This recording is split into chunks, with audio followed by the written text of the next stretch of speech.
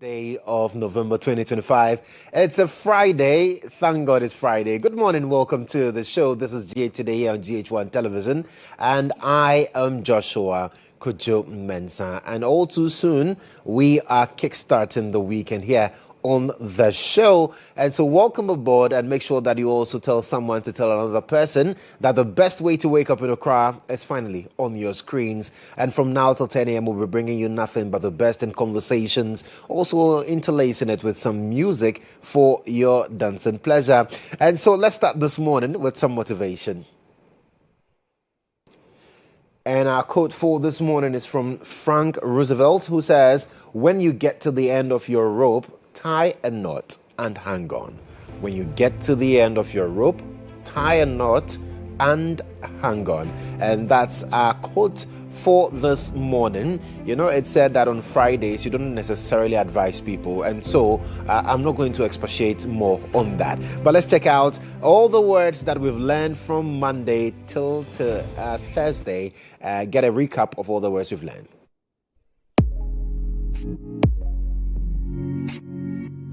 Here is a recap of the words we brought you this week. On Monday, we brought you capricious. On Tuesday, we brought you Sally. On Wednesday, we brought you woozy.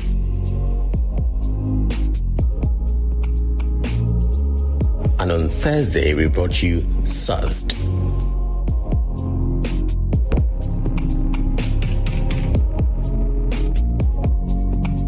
All right, so I'm sure that you've picked a word two for the weekend. While you're interacting with them, you know, having a bit of drinks here, eating here, you're using these words to make sure that your grammar is greatly improved as well. It's a Friday, and so we are easing into the weekend with some great moves. Let's check out the video of the day.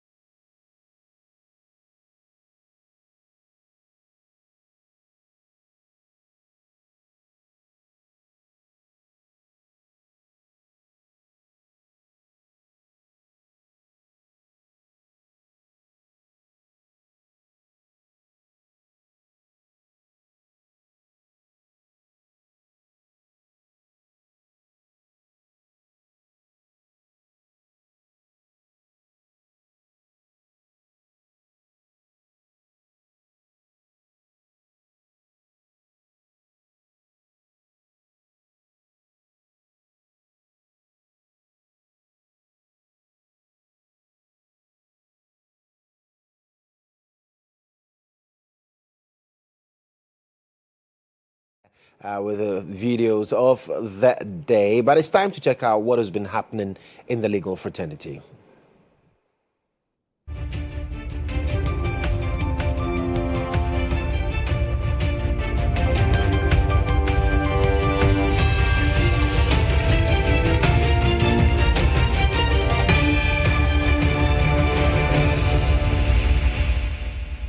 All right, so Mutala Kwenoti Inusa has joined me with Kot today. Mutala, good morning. Good morning, Joshua. It's a Friday, and I know you love Fridays. We all do. No, speak for yourself. We all do. If there's anybody who doesn't, please let us know. I say we all do. This will not speak for myself. You yourself, you know. You do.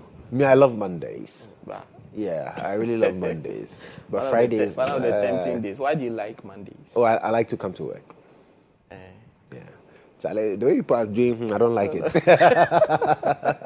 Oh my goodness. But then it's been a roller coaster in court. I mean, yesterday we said we were awaiting the hearing at the appeals court regarding a case involving the assemblyman for the area where Major Mahama was unfortunately murdered. And there's some news from the courts regards that. Yes. Yesterday when we were discussing the issue here that the Court of Appeal was going to sit, we knew exactly what was coming up.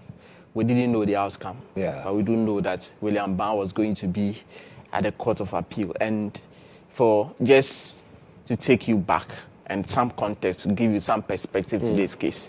So January 2024, last year. So when you put it together, that's about a year and 10 months. William Ban. So director, pause here. Let me show you something. Good. Okay, pause here. Oh, good. So two people are in white. Yeah. Which of them is William Ban? They are confused. You don't know. Yeah. Okay. So there are two people in the picture. Two people. Director, please pause. The first one is also another convict in relation to different matter. I'll tell you what case it is. But the second one, the one behind. The one in the white face mask? Yes. The one behind is the William Ban. So you can roll the video now.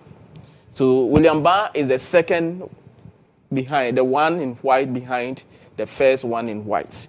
So yesterday, like I mentioned, January 29, the jury, a 7-member jury, returned a unanimous verdict of guilty against him for abetment.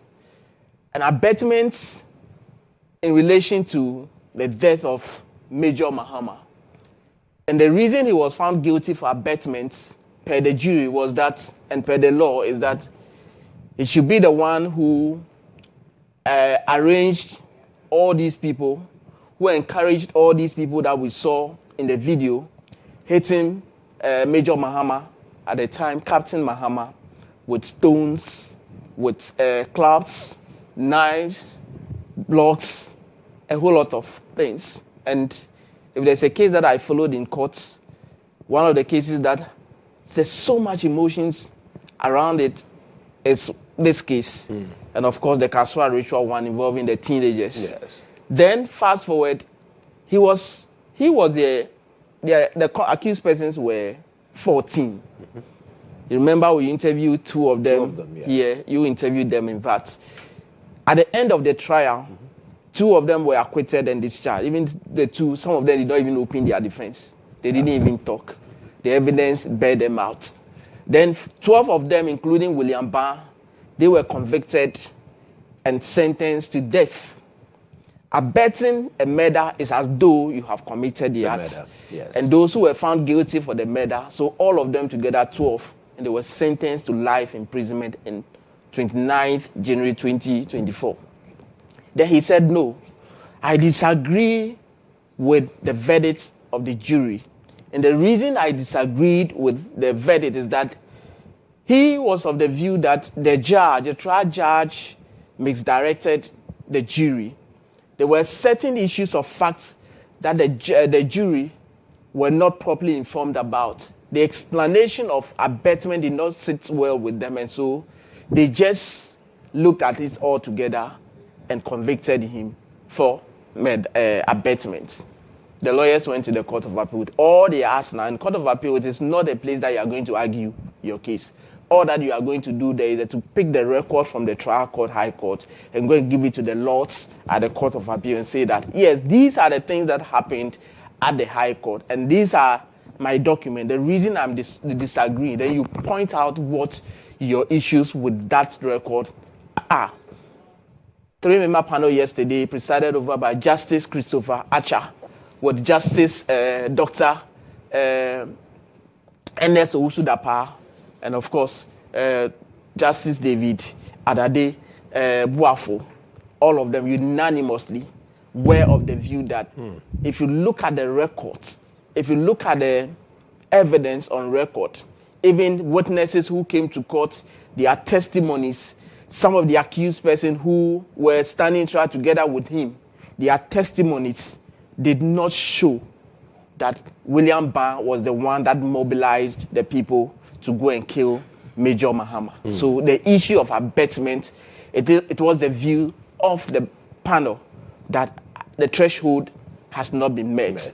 William Bah ought not to have been convicted. The evidence cannot secure abetment. Consequently, he has been acquitted. The judgment, in fact, and the conviction and the sentence were set aside, and William Bah was acquitted and discharged. So as we speak, he's a free man. He's a free man. And I wish that moments like this, cameras are allowed into the courtroom.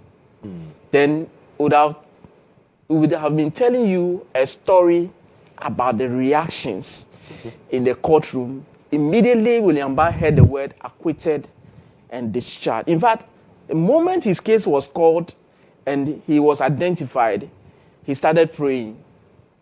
He started praying. What he was saying, it is between him and his God. But I was sitting very close to him, and he was praying throughout. And the moment the word acquitted and discharged, William Bah broke down in tears. He couldn't hold it. There was a certain family member. There's a family member behind in the video who show him.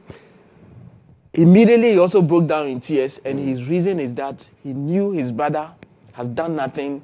He's been pushing for this all until this day has come. And his lawyer, of course, remember George Bernard Shaw, the Atai's mechanic, is the one that took the initiative. Exactly. So there's something unique about him. He identified the issues. The two who were also acquitted. Absolutely. He's been doing something right. And the justices, when they were taking their decisions, said, look, emotions and the law, they are two different things. They are two different. So somebody will sit back and say, look at how Major Mahama was murdered. Gruesome. And then we are freeing the man. But the law says that prove its evidence, the facts must be proven. What is on record, the Court of Appeal. Remember, the Court of Appeal is the second highest court of the land. They are saying that William Bah has not or was not supposed to have been convicted and sentenced to life imprisonment. So as we speak, he has been restored back to his previous status. His life sentence has now been overturned.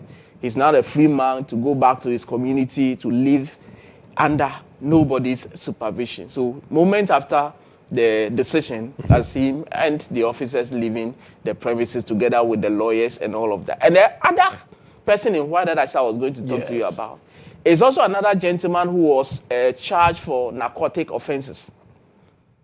Pleaded not guilty, full trial, he was found guilty, and then he was sentenced to 10 years imprisonment.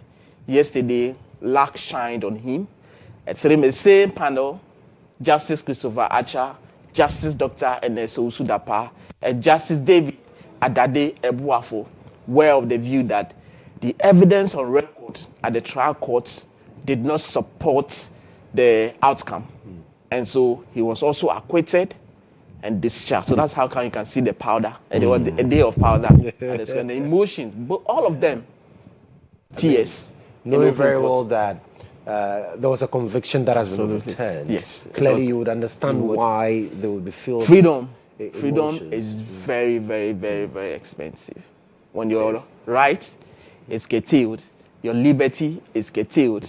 It is not something that you want. And the expressions of these two individuals will tell you in the open court, will tell you that when you have your freedom, but it's the most expensive thing that you can ever think of. Your liberty. Right. You shouldn't joke with it. I'm sure you've been speaking to. Yes, I've been speaking to. So for now, he said that, look, I have a private conversation with him, and he said that, look, at this particular point in time, I want to go and sign off whatever I have within the prisons, console myself. I want to calm down because he was filled with emotions, thanking God what has happened and all of that. But the moment they came out, he said for now, he wouldn't want to say anything. But his lawyer, George Bernard Shaw, has been speaking to me. This case should even have passed half-time. That is, the submission of no case should have succeeded. This is exactly what they were saying, because there was nothing connecting this assemblyman who was just doing his job. He has been instructed by the second prosecution witness that go and check on this guy approaching town with a gun. Meanwhile, there had been a spate of armed robberies in the area. So if he goes to check that, how then does it become an abettor of murder for him to go through all this ordeal? George Bernard Shaw, Esquire, his lawyer, giving us some perspective over there. And I remember clearly that during the time that William Ban was opening his defense, one of the things that he said was that in the area, issues of armed robbery is an issue. Yeah. And the police has asked them that anytime they see somebody like that, they can arrest the person and bring the person to the police station. Or to give reference to the fact that, yes, the area, they were suffering issues of armed robbery was very high. But what the court is saying is that even though the court did condemn the act, the court showed some empathy to what has happened. But the court was of the view that the courts or the laws are saying that when somebody is not guilty, you don't punish the person because emotions will have to come to play. George Bernard Shaw, in the course of this very trial, personally, I have witnessed some of the issues, troubles, attacks that he had to go through. And yesterday, moments after the Court of Appeal freed his client, emotionally, you could see that Boga Emery. Yes. So he was recounting the moments, the attacks from sometime in the central region. I remember in the course of the trial, the High Court, Justice Mariama Owusu, as he then was a justice of the Supreme Court, who was sitting as an additional High Court judge. Now he's retired. I even have to make an order that her personal security officer, anytime the trial comes out at the High Court, escorts George Bernard Shaw out of the premises because of some attack from some of the family relatives of the late Major and all of that. Yesterday, moments after the decision of the Court of Appeal, I've been asking him, you broke down, more like you almost were in tears. What happened? The first day that William Barr and the others appeared, it was at the Cape Coast court.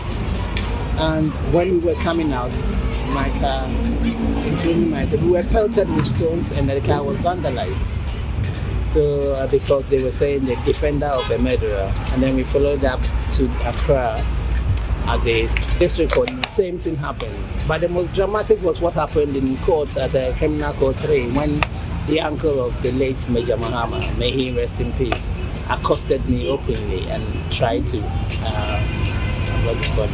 shove a blow down my spine, and necessitating the judge to arrange for a police escort to take me out of.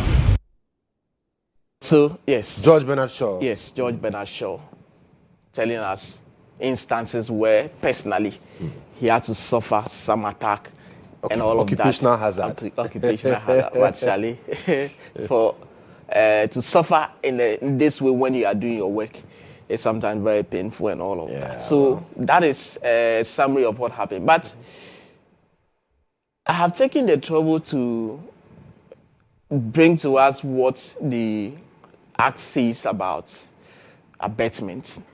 So if somebody is accused of abetting an offense or a crime, what it really does it mean in the context of William Ban's issue. So when you go to section 20 of the Criminal Offences Act, Act 29, Act 29, 1960, it talks about abetment as an offense. So Section 20, subsection AI 1, I beg your pardon, says that a person who directly or indirectly instigates, commands, counsels, or procures, solicits, or in any other manner purposely aids, facilitates, encourages, or promotes, whether by a personal act or presence or otherwise.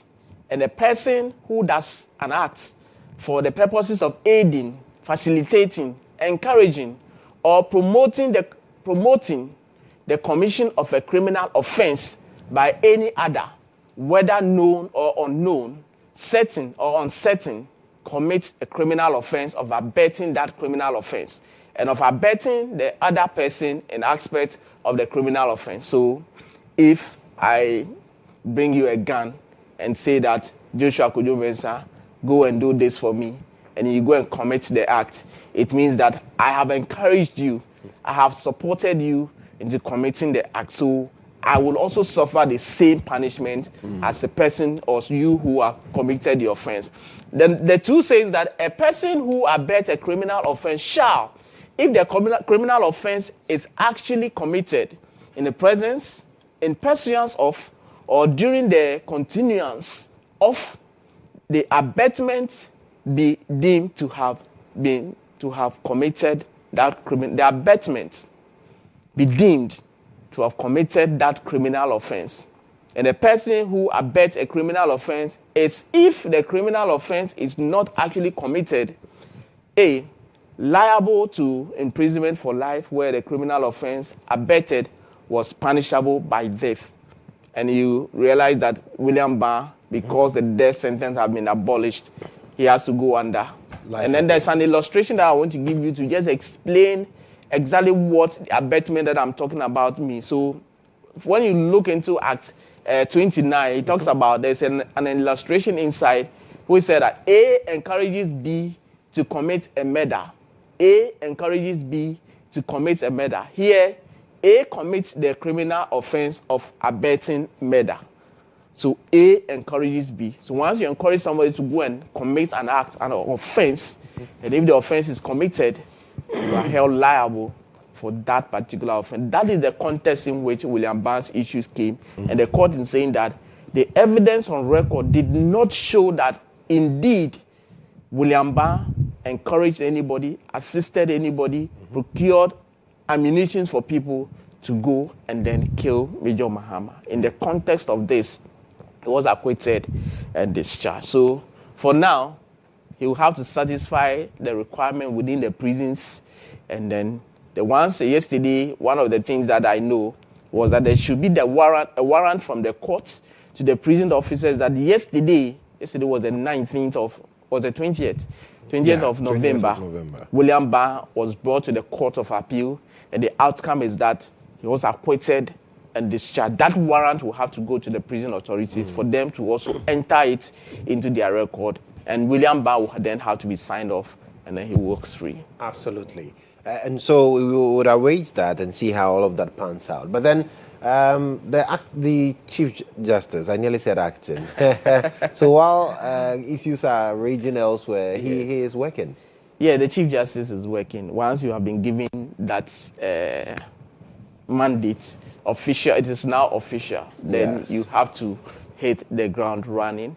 But what he's been saying, speaking on legal education, note that when he was sworn in, the day he was sworn in, he made a lot of, he touched on a lot of areas with respect to things that he's looking out to doing. And so this morning we're sharing with you his take on legal education. Cannot ignore the call for reform in legal education. The future of the bar is the future of the bench. We must move from exclusion to inclusion, from rote learning to critical thinking, and from credentialism to competence. Working with the General Legal Council, the Ghana School of Law, and our law faculties, we shall pursue a model that ensures opportunity without compromising quality. Our goal is not merely to produce more lawyers, but better lawyers who are disciplined, ethical, and devoted to the cause of justice.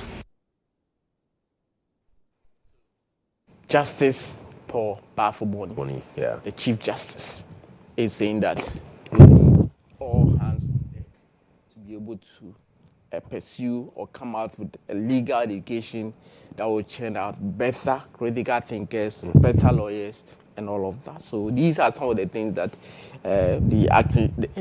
like you mentioned, you always made me commit a sacrilegious offense. You also go in there. So you have encouraged me. Hey, you come. Yes, I didn't you are betting me. I didn't abet this one.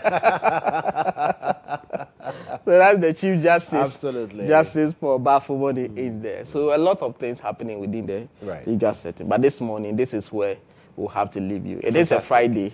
It's a Friday. Yeah, today you didn't come with your suit and then your vest. No, it's a Friday. It's a So I have to Friday, loosen up and then, get ready to. That's try why it. you have a Even this one, Seth, is making me look some way, but. Mutala, thank you so much. Do have a wonderful weekend and see you, God willing, on Monday. So that's it for today. And shortly we'll be getting into hearing from you as well on the show. Stay with us.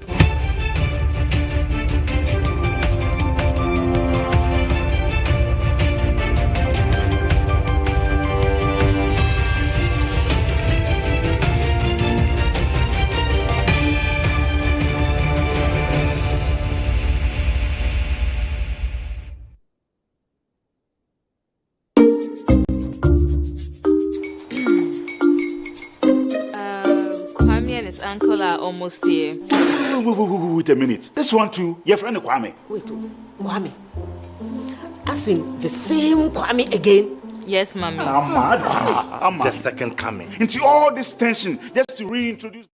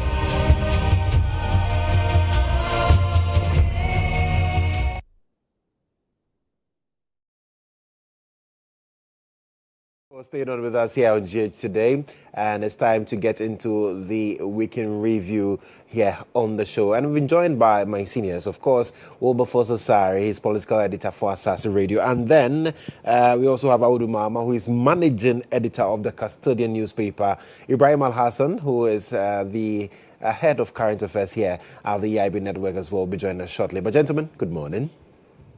Wilberforce, it's been a while. It is well. I missed that one. But I hope everything has been okay so far. We are trying. Oh, you're trying? Yes. Even though we are told that... Life is all about trying. Yes, and our economy is really bounced back. We are told that, yes, things are looking up. You're still trying. I don't know if you are not trying, but and Alaji, me, I'm trying. Alaji, are you trying? Alaji is managing. So I don't know what Ibrahim is doing, but oh my goodness! But it's hey. You know, today there was a way he spat, and I'm like, hey, IB, you're all going to the same place, so. I saw you. I met you at Ablekumakev. So I was waiting to take left, and then you just shoom, like, wow, that's beautiful. But it's so nice to have you. How do you're still managing? Yeah, managing. As the managing editor? Yes. Always been managing. Yeah. It's not so easy. Yeah. It's not easier. Right. Ibrahim Al-Hassan. Yes. So yes. I think I remember when you saw me. So there was this car that probably didn't know where it was headed. And it was right? just blocking the way you went around it was like, no joke. he was coming to the office. Welcome to the same place. Producer doesn't want to be late. Yeah, but I still got here before him. Yes, he did. He has a bigger car than you. Yes. Oh, no. And a faster car. A faster car. All be lie.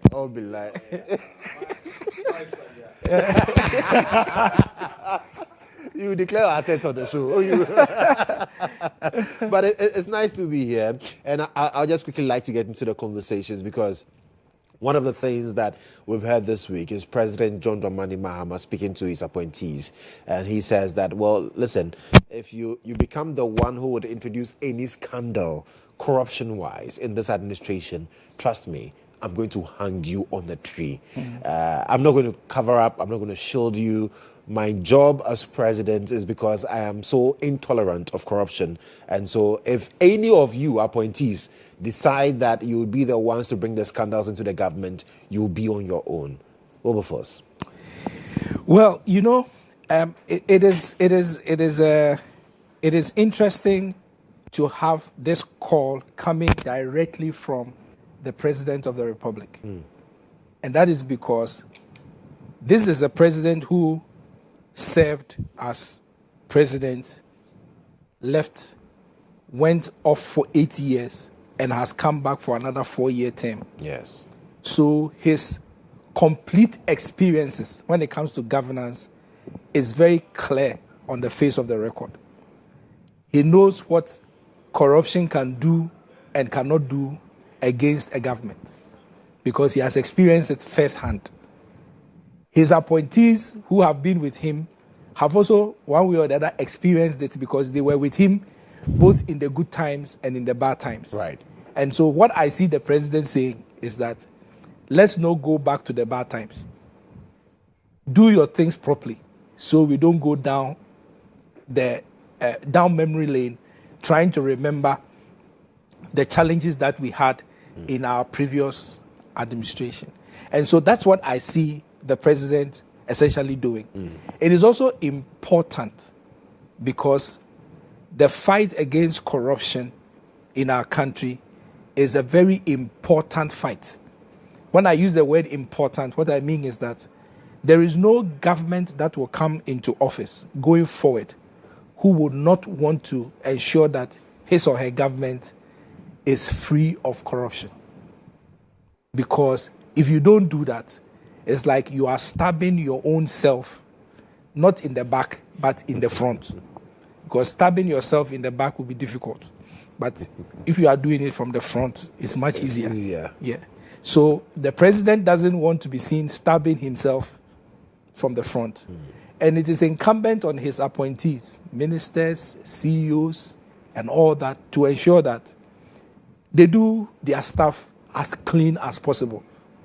If they do, it helps the president. It helps the country. For me, the help that it brings to the country is even more important, because the president will go, but the country will remain. So I agree with the president's call. I think it's a very important call.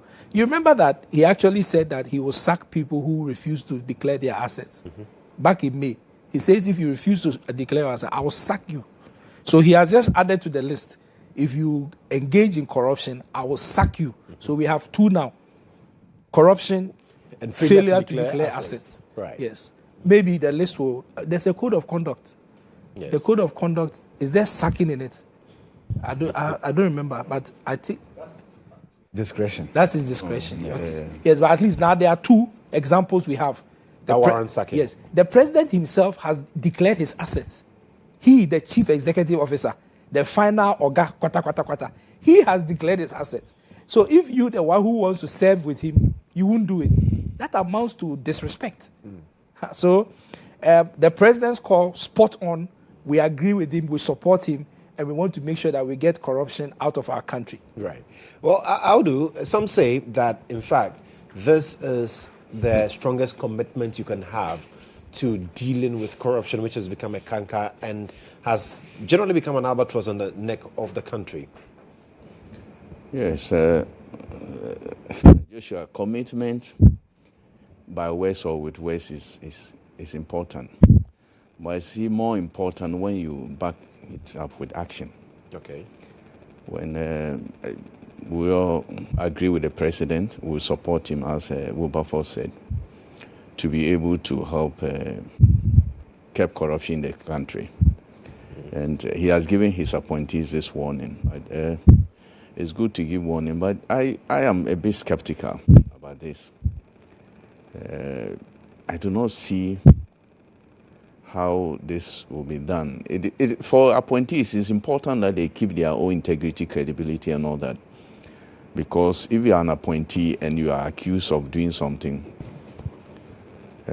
criminal, it dents your integrity, your own image. So it's up to them, they themselves, to live up to.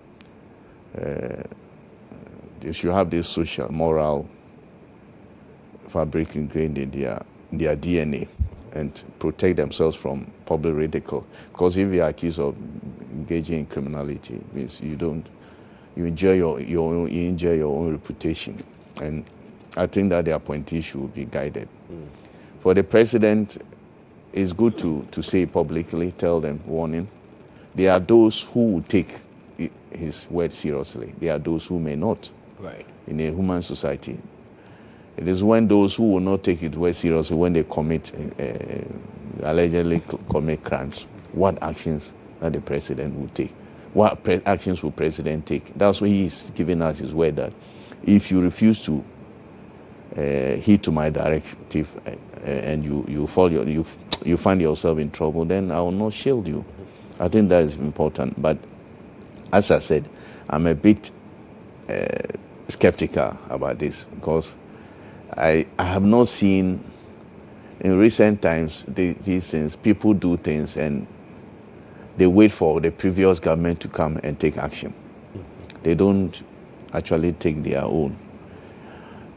One will cite the president himself that in his first term he actually prosecuted one of his own, Abu Gapele, who was part of, I think, JIDA, who was the boss of JIDA, and he was also part of NDC. He had been an MP for years. And he was prosecuted under President John Mahama's first term. The prosecution actually ended under Akufo-Addo's first term. He was jailed under Akufo-Addo. But the prosecution started under John Mahama's first term. And so that was exemplary. But moving from there, I did not see anything that really happened. And some people were actually jailed after some of his appointees were actually jailed after he left office. And when he came to office, those who were allegedly caught in the web were on trial. It is his own government that came to discontinue those trials of alleged corruption and that. So if people were allegedly caught in the web and you have come to remove them from that web and free them, what is the guarantee that you... Because in some of those instances, we're told that even if really there were cause for prosecution, Yes. you could have secured judgment, the NPP could have secured judgment in the 8-year period. No, it's criminal, this thing. You cannot secure judgment just like that. The accused person is found to be not guilty until he is proven guilty. If he and the accused person has lawyers to defend him, and the process, you know how criminal processes take in this country. It takes years. Sometimes, it's not just in Ghana, in other jurisdictions, sometimes criminal trials take years. But what is important for you to take them through the processes and conclude and make sure that the people are found guilty or not found guilty. The court has to determine that. So if you come and the cases are there, you say you want to fight corruption, and yet somebody is alleged to have been involved in corruption and discontinue those cases, and you are telling people that now I am moving forward, I am not going to shield anybody. I think there's a disconnect somewhere. Right. But all in all, I think it's a good call. It's a good directive that he has given. Let's see what happens. I am a bit skeptical, as I said. If you even look at what is happening on the Galamsey front, people who are deemed to be affiliated with the president's government are virtually shielded. They have been asked to even report to investigative bodies. They have refused to do so, and the investigative bodies have not invited them either. But the previous government's people are being invited, left, right, center. That's why I think that if you don't take time, this cycle of I will not prosecute my own, but when the next government comes, then that government will have to come and do it. But I will, even though I express this skepticism, I give the president the benefit of doubt, and because it might be a new leaf, that we are moving away from maybe those whose cases have been discontinued. This one, go and sin no more, probably. Therefore, probably go and sin no more. Right. If you are a new appointee, beware that you may not have that luxury. You may not be favored in that manner. So let's see what happens. Okay. As I said, look, this country, our cultural system, the way we do things, if you're a minister, you are an appointee, you are something, you don't need to steal from the state before you make money. We have a thank you system in this country that when you genuinely do things, people will appreciate you. And that one alone can suffice. I say this all the time. You don't need to steal from the state. For instance, if I were a minister or a CEO and I give IB a contract, clean contract, everything clean, everything. Like cleaning contract. Like cleaning contract. Yes. Yeah, like cleaning contract. Everything, they're going through the processes, everything. And IB gets a contract. Look, IB is a human being. Yeah. IB will see me and say, thank you. Yes, thank you. And I'll sort out boys too. You sort out boys. That's a system that, it is not corruption. IB has a good heart. It is not corruption. It has a system, the cultural system that we have. Thank you. People are saying that gift. This one, even if the person gives you a gift and you want to pay gift tax, it is still not corruption. It is something legally made, legitimately you have earned. So I don't know why people want to amass so much wealth to go and sometimes it's so shameful when you hear things, these allegations, when charges are being proffered against these people. It is sad. Look, vanity. What do we want on this earth? How much? When you die, me as a Muslim, you see how Muslims we bury our people. Yeah. You will not take anything into your grave. You will not take anything into your grave. Look, Muslims, we don't even use coffin. Yeah. These days, our our dress, the caliber is sewn already. Yeah. These days, we don't need to. It's sewn. They will just go and buy it and put it on you. And you have some small hole that they dig for you. That's where they put you. They cover you with this, some your friends and some stakes, slabs, plywood, slabs, and then pour sand. You are gone. No, there will be nothing in that your hole. It is now from there on. It is between you and your God. Whatever you have done. So if you are on this earth, you think that you are mass wealth. You leave all that and go. The people will suffer.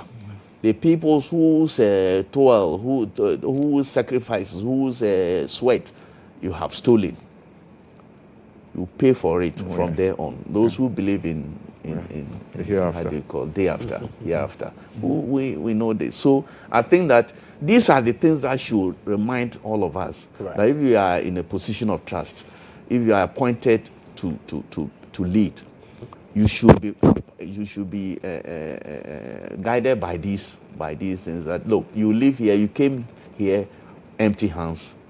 You came to this earth with empty hands. You go with empty hands. You live. You must amass wealth. Some people even leave the wealth, and it becomes a problem for the family. They stolen wealth. Even that one crowd becomes a problem for the family. And I think that we should be guided. Okay. Right.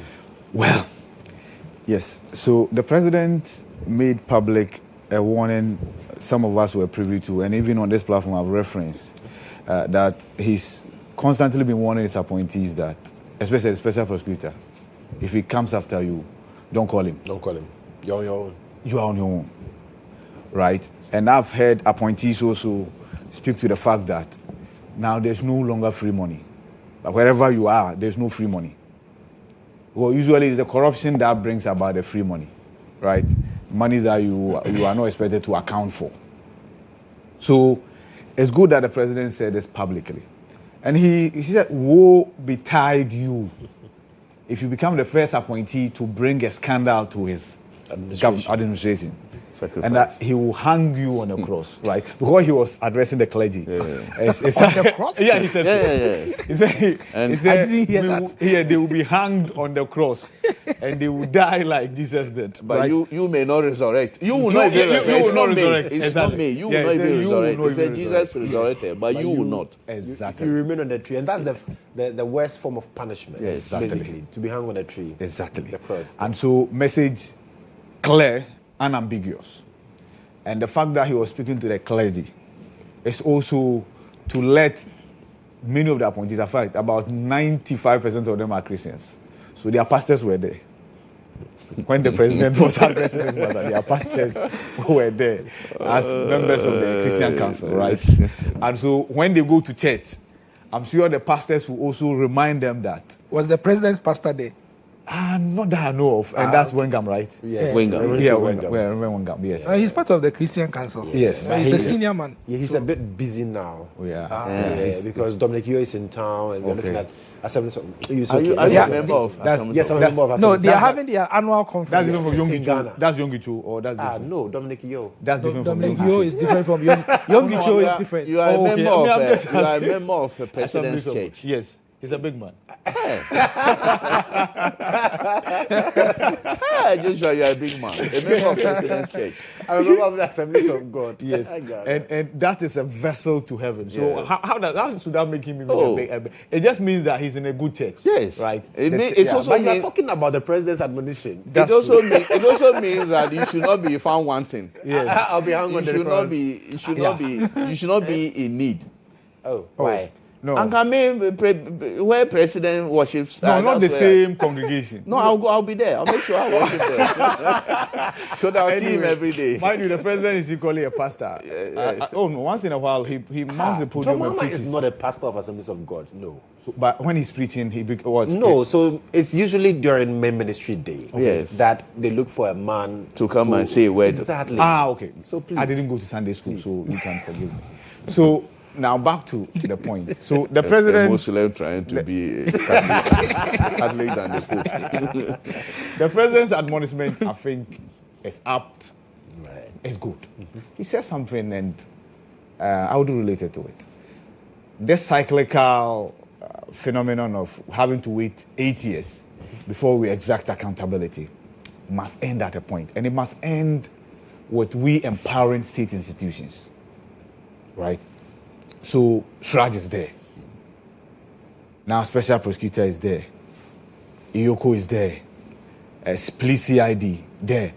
And many other FIC is there and what have you. If indeed these institutions are empowered to be truly independent, we don't have to wait for a government to lose power, a party to lose power, before we exact accountability.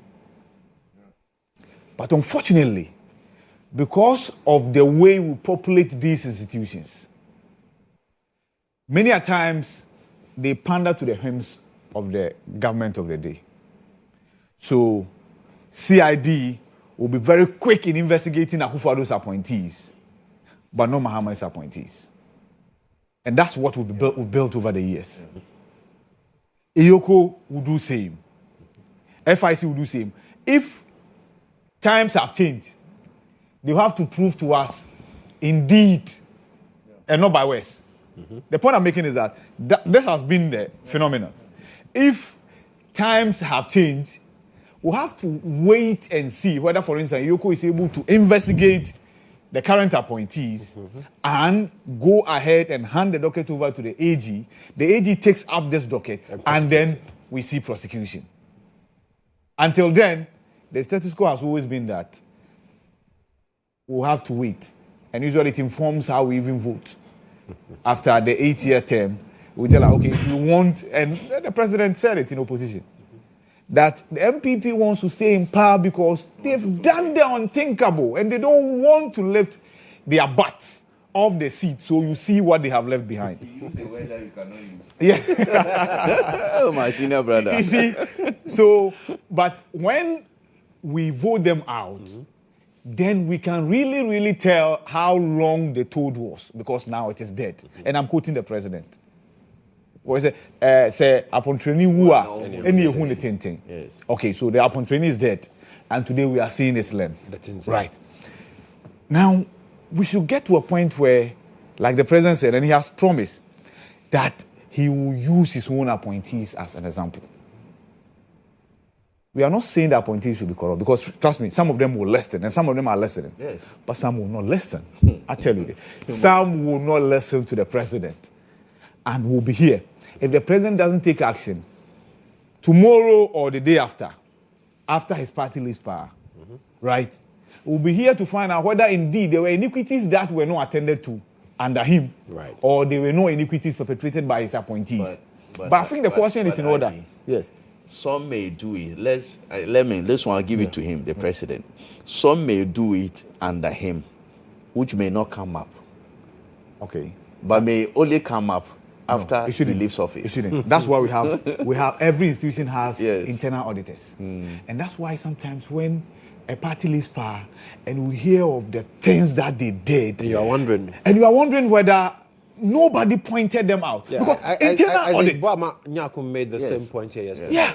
That we have the mechanisms in place. Yes. And so if you're waiting for it to blow out as a scandal first, that's problematic. The things are happening. Some may not become a scandal because the ones that become scandals are the ones who get extra greedy. Yes, what about the ones who are doing the things now that nobody gets to hear internal that? auditors, if we have to pay attention to a group of people in this country, it's internal auditors.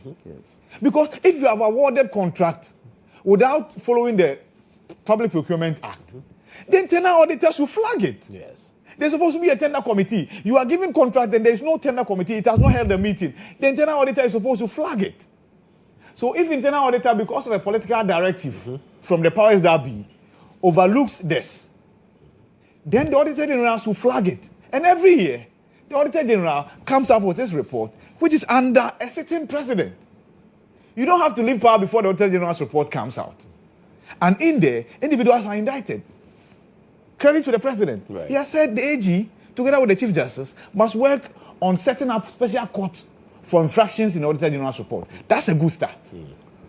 I have a problem with the Auditor General's report. And you know, sometimes they put all these queries, these reports are there. Yeah. By the time they get to Public Accounts Committee, most of the this have been cleared. Yes. And yet, it comes out that so much money is missing. Yes. Yet the government, the state might have retrieved a lot of this money. Yes. Even the fact that people are appearing before the Public Accounts Committee, they quickly make payment, and then those receipts are presented. But how do some of the receipts are even presented at the Public Accounts Committee? The auditors who are there are called upon to verify, and sometimes they verify. But so once they do that, and that's why, you can't blame the auditors. That's why, after it's all said and done, the committee comes out with its report. Yeah. And it is the report of the committee that talks about the infractions that were not remedied. Yes, right? yes, Because there is even a management report that is sent from the auditors to those institutions. And the management members of these institutions are supposed to respond. And the responses are supposed to be captured in the report. The final report. The final report before it comes to the Public Accounts Committee. So let's see. It's just that legally, there are many who believe that decision to set up a special court should come from Parliament, because the Auditor General is a worker of Parliament of Ghana. He's an officer of the Parliament of Ghana. That's how come when the Auditor General's report is done, it is ferried to the legislature, right? Yeah. Yes, but it doesn't matter. If this is to serve as deterrent to others, why not? There's a corruption league table that the Ghana Statistical Service has released. And Ghana Police Service features 3 times. Yes. First, second, and then last. MTTD, then there's CID, and then the Yes, CID is the 10th, and then the General Police is the second, right? And then MTTD. Of course, MTTD, we all know why. We interface with them every day, right? I have problem with that. We interface with them every day. I have a problem with that. They take the small one, the 5 CD, the 10 CD, and what have you. Sometimes we give them more. Yeah, they tell you, they remind you the days of the week. It's Friday. It's Friday. They say, oh, boss. Sometimes the way they greet you, you become guilty. Yeah. If you don't give any something, they will not charge you. Won't say that. Yes, the greetings alone will make you guilty. But sometimes if there is an infraction, they quickly tell you that if you take it to court, this is how much you pay. Exactly. When they start scaring you, then you know that okay. So if they take me to court and I'm to pay say 1,000 Ghana cedis, right? Then instantly, how much should I give them? You see, and they leave it to you. Into Wawasha. And you see, and I think that if there's anything that Dampare did, right, in our opinion as road users and as commuters, I think it's because he collapsed that venture. Dampare collapsed that venture of policemen and women going out to make sales, even though they are not hawking anything. He limited the number of checkpoints. Oh yeah, he did. Oh no, they make sales. Then they render accountability afterwards. We are told at the point. So they render accounts, and then Charlie, these things you are saying. Yesterday we started this conversation. I thought we had let go, but I will not let it go. Somehow it has come back. Yes, so that's what Dampare did. Yeah. So the needless checkpoints were all eliminated. So the one at your place. Oh yes. So internally, he courted a lot of enmity for himself. Yeah. Right. He closed business. He did. In our interest, right? Yes, but in the interest of the men and women in uniform, it was bad for business. But I think we must rise above that. Okay. It's not cool that every corruption league table that comes, I can close my eyes and say Ghana Police. I can close my eyes. Eben, our own colleague Eben was drawing my attention to Lands Commission. That why did Land Commission not feature in the top 10? Because per what he knows. But of course, there was one that came that said, when it comes to quantum, Land Commission talks. That's why because they take heavy. The bulk. Yes, they take heavy. But because it's land matter. And especially in areas like Accra and all of those things. Yes. It's a big deal. It's a big deal. But the answer is in digitalization. If we are able to digitalize, and we told that from next year, Government of Ghana, if you are making payment to Government of Ghana, they will not even take checks. Yes. Right? It's cashless. So use Momo. And GRA is doing a good job in that regard. And I think ECG, one of the reasons why their revenue has improved, apart from the taxes that have been increased, is this Momo thing. Yeah. I had an issue with my meter. Yeah. And I went, and the person who gave me the meter did something, so they blocked me. Okay. So when I got to their station at Secom, okay. I wanted to pay. They said no. They would do something, then just and you cash out, and you are paid. I paid about almost 2,000. Okay. It went straight. Nobody took the money in cash so that you go and say I gave 100 or 200. It's It's, better. straight to the account that's of how the we address company. corruption. Yes. Digitalization. Computerized school placement and selection. Before it came. Oh gosh, headmasters. It was a field day for them because you are desperately looking for admission for your wards and your children. Even though, yes, regardless of the fact that the computer placement is in there, people are paying 30,000 and 40,000 and what have you. But that's if you want the placement change and what have you. You see, people will always find means because as we speak, there's 30% reserved. Yeah, legacy admissions. Yes, for the schools. So, and then protocol. That's what many people go through. Otherwise, where your ward has been sent to, just accept.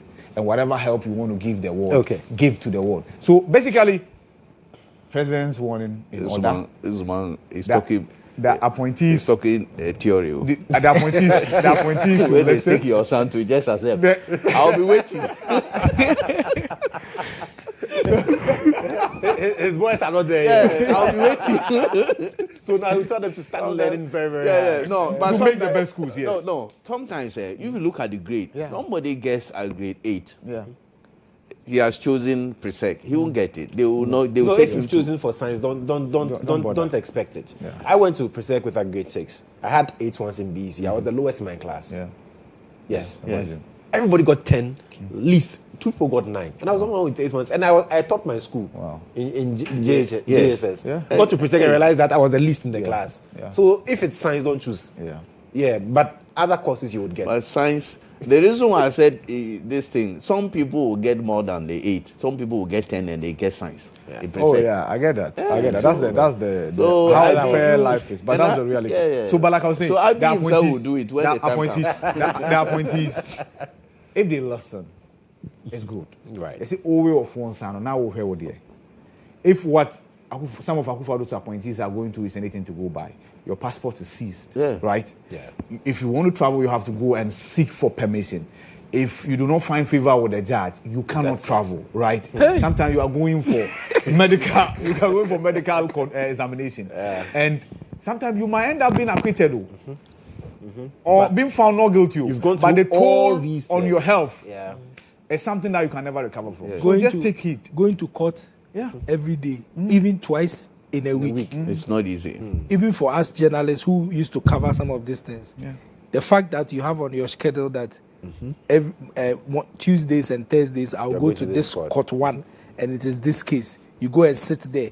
They are talking. It's so frustrating. Even you, the journalist who is not on trial, it's frustrating. How much more the one who is starting trial? But the president should also expect that he may be invited to act on what he has, the things that he has said. He may be invited in the course of time because there will always be deviance. Some people will deviate.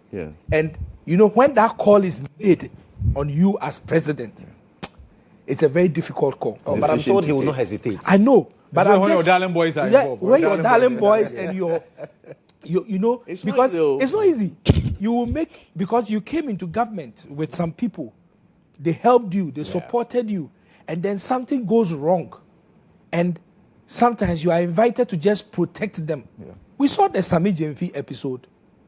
What he did was, for me, not something that you would say is corruption, because he was giving a gift to someone. But he's a public officer, and the gift was in foreign currency and all those. You can make all those arguments. But the public uproar was there.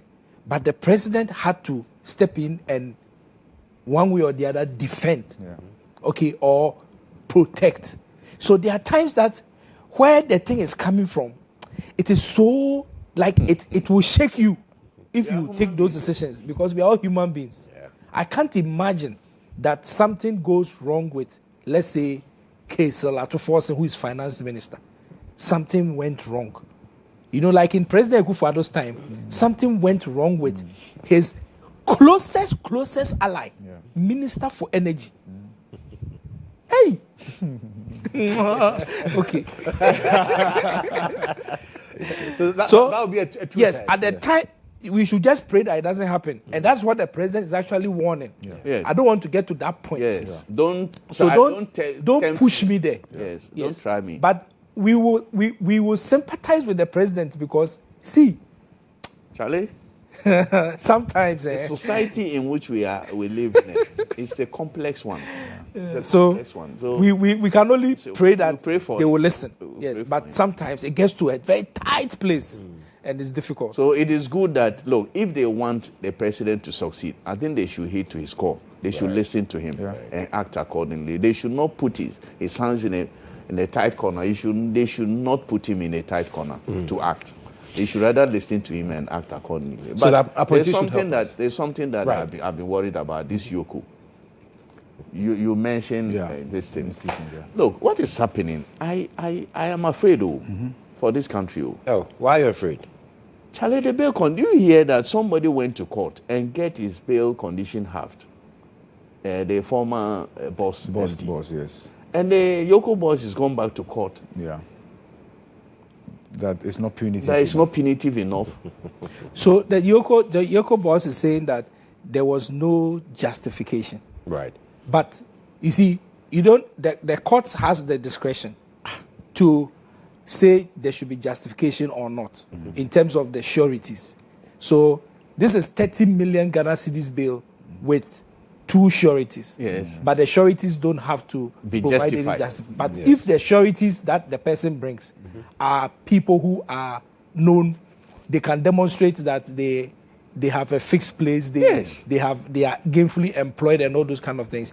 You don't have to be that stringent. So as it stands now, the gentleman is still in custody. Yeah.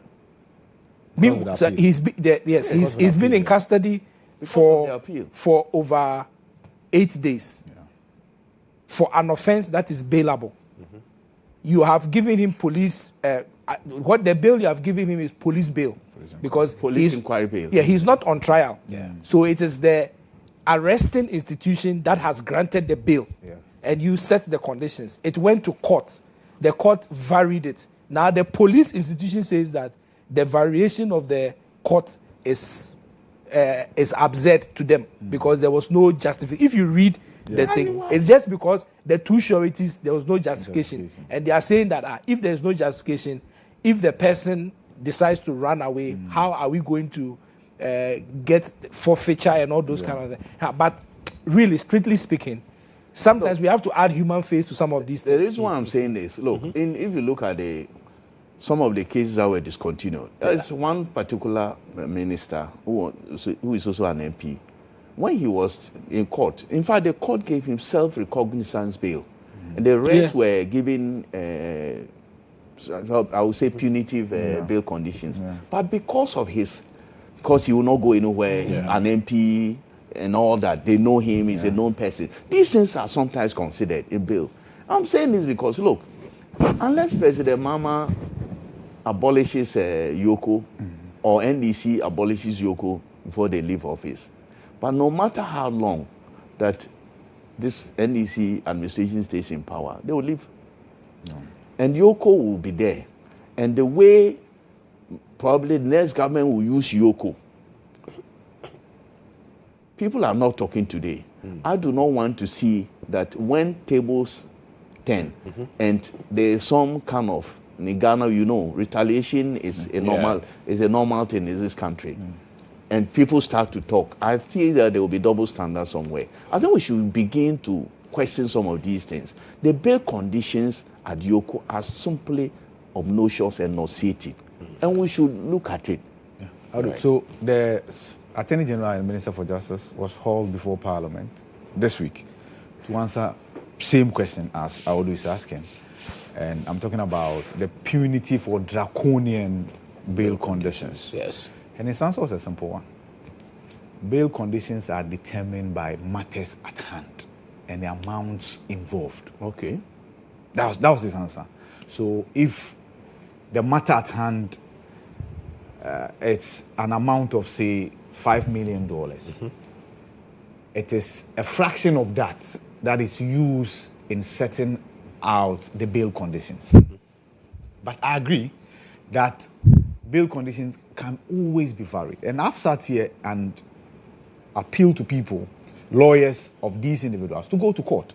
Because probably that's the only way that you get a fair hearing. Yoko has arrested you. They are alleging A, B, C, D.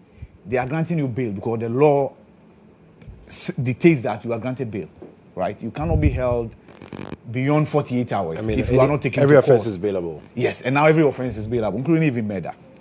So Iyoko says we are granting you bail, but these are the conditions. The conditions you cannot meet. So in essence, a bail is being granted with the right hand and taken back with the left one. So where do you go to? You go to the court. The courts have made a determination that let's reduce the bail condition, the amount specifically, and let's vary the other conditions. Sureties without justification. Iyoko feels that, no, there should be justification. It's good they've gone back to the court. The only unfortunate thing is that because they've gone back to the court, the gentleman is not having his freedom. Yes. His freedom is curtailed as at this time. And I wonder why this case, yesterday I saw the story. Hopefully, today this case will be heard. And then the judge will then give those consequential orders.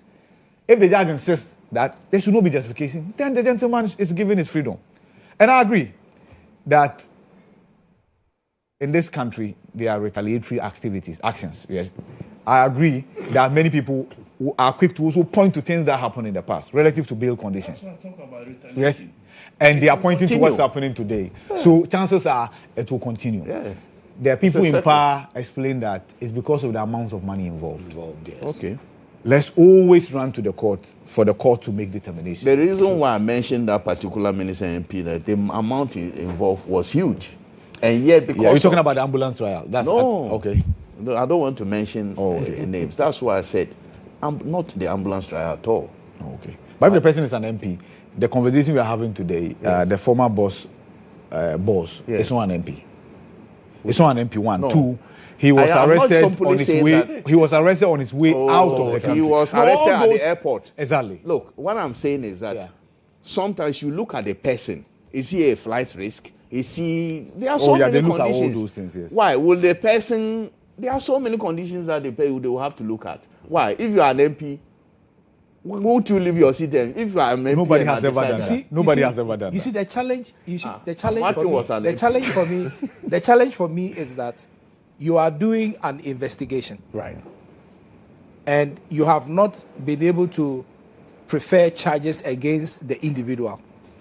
The invitations that you extend are all part of your investigation. So, at that stage, that person, you have not charged him with any offense. Right. There's no offense on the record. You understand? I think it is different when you have charged someone. And the thing is known, And substantial. There are offenses that the state says the person has committed.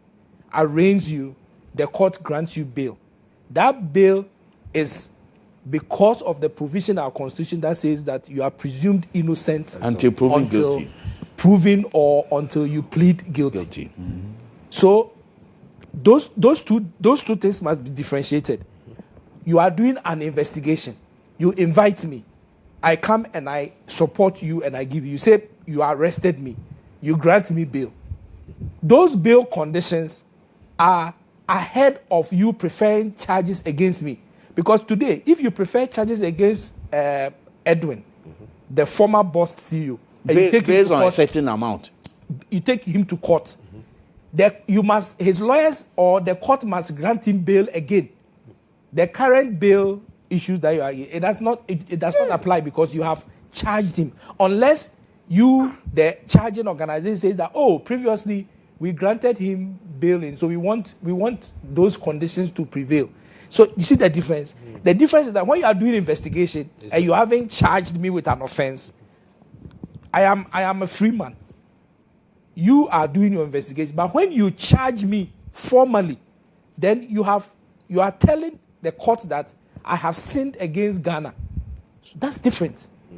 And that's my understanding. And so these investigations that we are doing, that we invite people and then we give them huge bail conditions and restrictions and all those kind of things. Charges. Without any charge yet. I don't understand this new It's system. I don't know whether it's an interesting. old system. It's an interesting development. Imagine And I think that we need to look at it.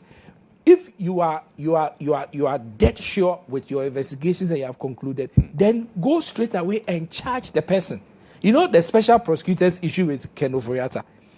We are where we are because the special prosecutor went to town. I am doing investigation. I have found that there's corruption. I'm still doing the investigations. When I'm ready, I will charge. Okay. But before that, the person is a fugitive. So I'm declaring him a fugitive. Okay. Interpol says, okay, fugitive. Then you hold another press conference, say that you have concluded your investigations, and that after concluding, you think there's a strong case of corruption, and that I'll be charging. Okay. Then after 17 days, then we finally see that you have charged. Then the lawyers of Ken Ofori-Atta has been arguing with Interpol that our client, there are no charges against him. So when you declare him a fugitive, say he's running for Based on justice, what? It's based on what? Based on the fact that you are inviting him for an interview, and he says, I'm not well, I can't come for the interview. Do you get it? So now Interpol, after you charged, removed his name, because now it's like we have to start a process again. So Interpol put his name out there as red notice alert without any charges, without any formal charges. Then when you did the charging, Interpol said, okay, no, let me retreat. Let's now come back and start afresh. And that if I need to put his name back as fugitive, then I'll do it, because now there are formal charges against him. So that's the difficulty I'm having. Because then we can, today, as I'm here, I can live here, and then you send some people to come and pick me up. And then I am detained. Nobody has charged me. Then they say they are investigating me for something that I have said, or I have said, because apart from saying, you can't do. I can't do. So it's difficult. And just 30 seconds. Right. This thing is about the bail condition, about the quantum. These people who are at Yoko, are they told the amount involved, and this is how much you have allegedly embezzled or something? They are told the amount. They are aware. Based on, but they are not charged. Not yet, but investigations are triggered as a result of it's a problem. Yeah. It's a big problem. The person you have not even done your charges, you have not concluded. When I listen, you don't even know whether the amounts you are quoting are right. When based I listen on to fictitious amounts, then you give bail conditions. When I listen to the Attorney General on Kwabena Edubuahi, if you go and take the AG's tape and you listen to him, all the things that he said, and you go and take the charge sheet that went to court and the charges he's charged with, they are inversely proportional. One is way up there, allegation upon allegation. It's as if the whole world was coming, and then you look at the charge sheet, and it doesn't correspond. The charge sheet is just something simple. Even witnesses to substantiate the charges and the claims being made by the state, in my understanding, became difficult. So I'm only saying that all this is it shenanigans, or how do you all this moves and things, I don't know, maybe we should just slow down on it. I'm cautioning. Right tomorrow on tea. Okay, so let's move on to this conversation. And we saw the video I'm on TV, so I'll call you back. A young woman, Okay. beaten by a man supposed to be her husband. And it's brought into question, really, whether we do have the right structures socially to deal with issues like this. Because the woman claims that she's reported to the Ofankor Barrier Police Station on different occasions. Nothing was done. She went to Tesano, reported. In fact, she's dared Tesano to say they don't know about her matter. Yet nothing was done about it. The husband was called, no follow-ups was made, and then she had to go back. Before you these things annoy me. What's the lady doing in the man's house? All this reporting. What has she been doing? So she said the latest incident happened after she had left for about 5 months. But the man called her and said, your child is sick. Only for her to get there and realize that the kids were actually playing. No sign of sickness. But then previously, all this has happened. She's reported nothing was done, and she had to leave. Came back and then was greeted with this. Ibrahim. Well, so it's been very appalling, to be honest, and we've spoken about this extensively. It highlights a number of issues that have been systematically wrong with our system and us as a society. It's a collective failure on the part of the neighbors, the man's family, and that's why some of them are in trouble as we speak today. Two of them, actually. when you feed your tummy with terrible concoction in the name of food, the repercussions are borne by you, the individual, not only your tummy. And that's what's happening to the Odate Lampte's family. They were there. They knew the treatment this man was subjecting the wife to. And I questioned why the woman stayed, because before the woman spoke, we were all of the opinion that she was still staying in the relationship. No, she had packed out 2 months ago. And then this man lies to her that their children are sick. And as a woman, when you are told that your children are sick, whatever you are doing, you abandon it and rush back. And she came and the children were playing, hale and hearty. You see? Now, because of the distance from where she came, she decided to say, okay, let me just stay for the night. And then I leave the following day. Oh, no. In the same house? Yeah, in the same house. In the same house. I mean, come on. In the same house. Yes. So that that could be a poor judgment. Yeah, that could be a poor judgment. So the man made, because I've seen a story on Daily Gist that suggests that the woman is saying the man assaulted her because of sex. Yes. Oh, yes. Yes. Sex. She refused. Yeah. That would be the case. Yeah. So that was it. So you can describe that as a poor judgment, right? Because whatever chased you away should be huge enough to chase you away regardless of how late it is. Yeah. So, yes, after the fact, we can say that she ought to have left regardless of how late it was. But don't also lose sight of the fact that there's a woman who has just come to see the children. She's been away from the children for 2 months. And I'm sure that womanliness kicked in. Said, okay, what if I spend some time and then I get to be with my children? I leave the next day, right? Nobody, regardless of how much of a beast you are, right, should have that animalistic tendencies in you show up in the way it did just because your wife, because I'm not sure they are legally divorced, right? The question is if they were illegally being married in the first place. Yes. We use marriages loosely in this country. Married. It could be cohabitation. But the fact that they have children, yes. The fact that their families knew that they were married and they have been living, they're not married, they were living together. Yeah. Both sides of the family know. Yeah. Technically speaking, it's considered as marriage. Marriage. Thank you. So then, in the night, wanted to do whatever he wanted to do. The woman said no. And the result was what we all witnessed, sadly. We've heaped praises on the woman who dared record this, because if she had not done that, only God knows what would have happened. Because his family members were aware that this was being done. And at the point, somebody even came to lock the gate. Yeah. Yes, lock the gate. I told he called his brother, come for the kids. I have to deal with this woman. Exactly. So he came for the kids, took them out. So he was wise enough to say that, let me not do this in front of the kids. But he was not wise enough to know that, let me not do this in the first place at all. Yeah. Now, he's on remand, together with the other siblings who aided and abetted. It's good. The law should take its course. And I remember advocating that he should be taken to a court that has a woman as judge. Hopefully they did. But have the police found the woman yet? I'm sure by now, because yesterday the police issued a statement that the day after yesterday. The day before yesterday. The day before yesterday. That they Meanwhile, the gender minister had gone to see the woman. And the woman had been granted interviews. And the police is also asking that wherever she is, they should... See, there is one thing that this has brought to the gender minister spoke to us and indicated that they are building structures all across the country, right? To serve as safe havens for abused women. The man, when he was found, he was not beaten, eh? I'm sure some hands touched him. I'm sure, but that one we might not be able to report that. See, as we speak now, the state has just one shelter for abused women. One.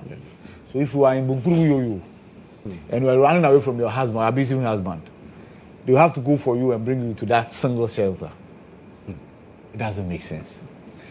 The figures are befuddling. 1 out of 3.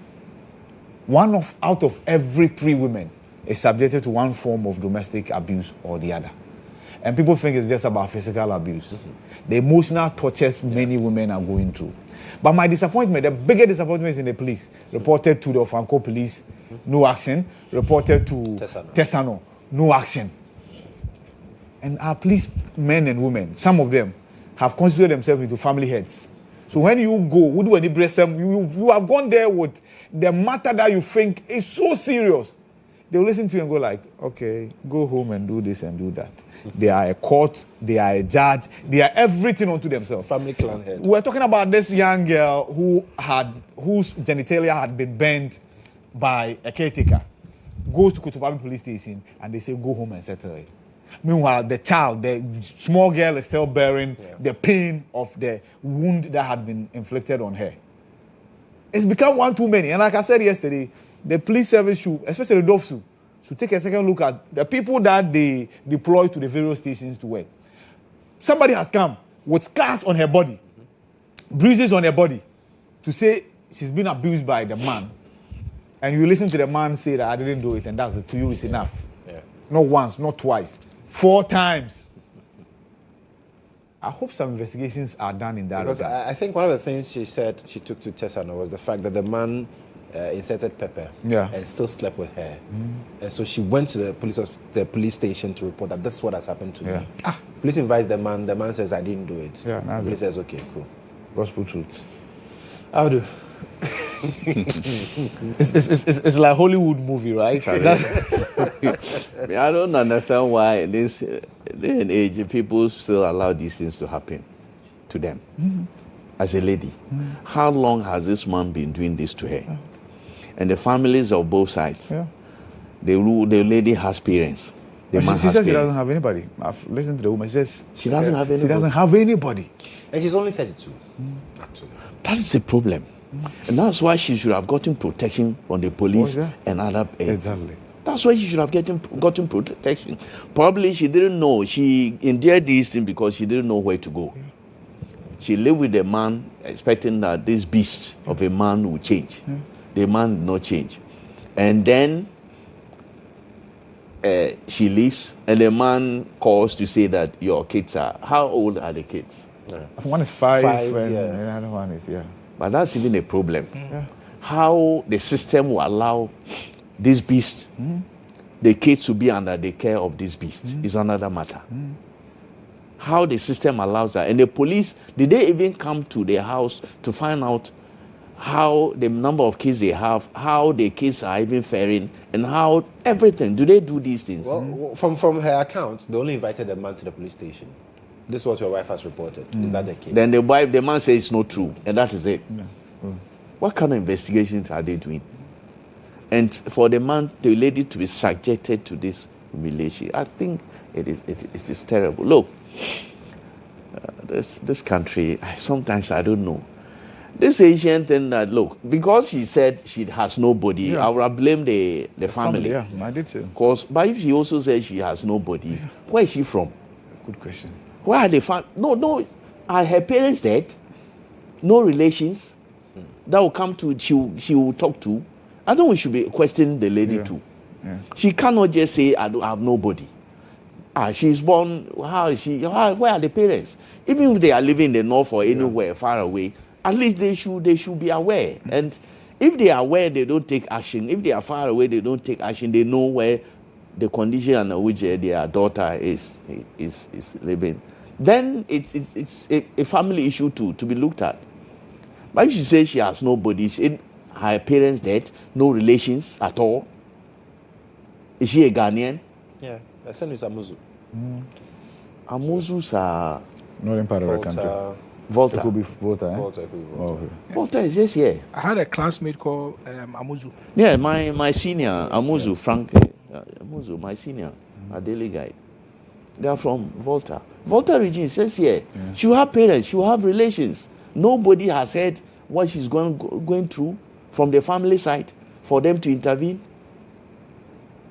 I think it's a broken system.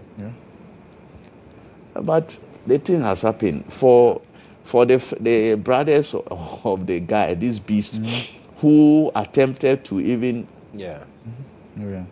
It means that they are all aware of what is going on. That's the They've thing. been aware. And the police have aided them virtually to do this all these years. It's a shame. Virtually. They've aided them. If the lady has you can't just listen to the man says there's no case, and that is it. Look, first of all, where she reported, who were in charge, which police officers were in charge of this matter, I think the IGP should look at them. Absolutely.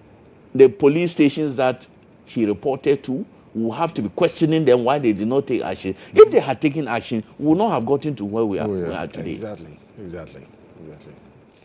As for the man, I don't know. I'm not a lawyer. I don't know what. If I were there, I don't normally. But me, one thing, I believe in an eye for an eye.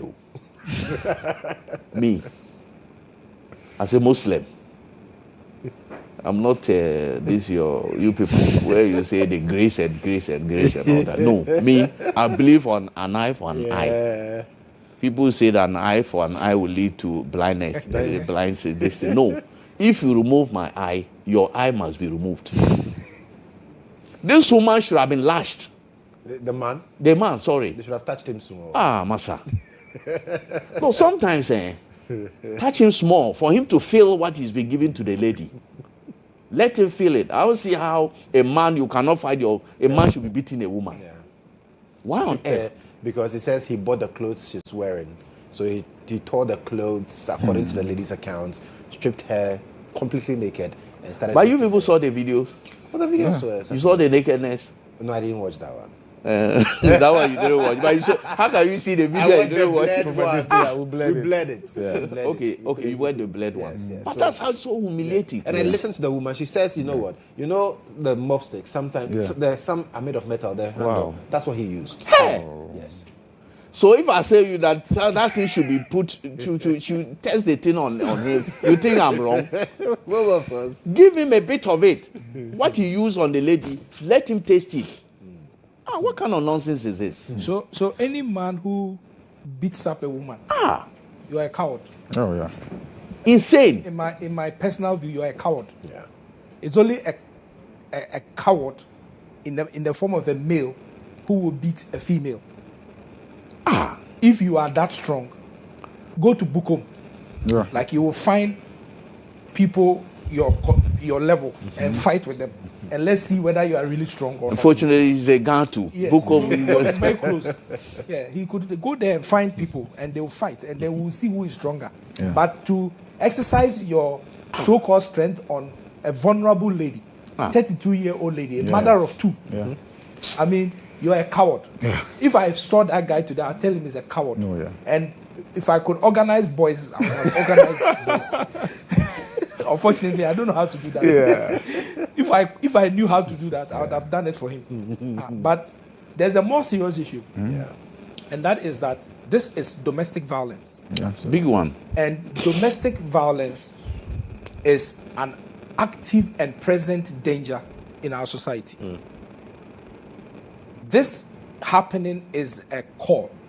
It's perhaps a clarion call that let's not lose sight of the fact that domestic violence still exists. Yeah.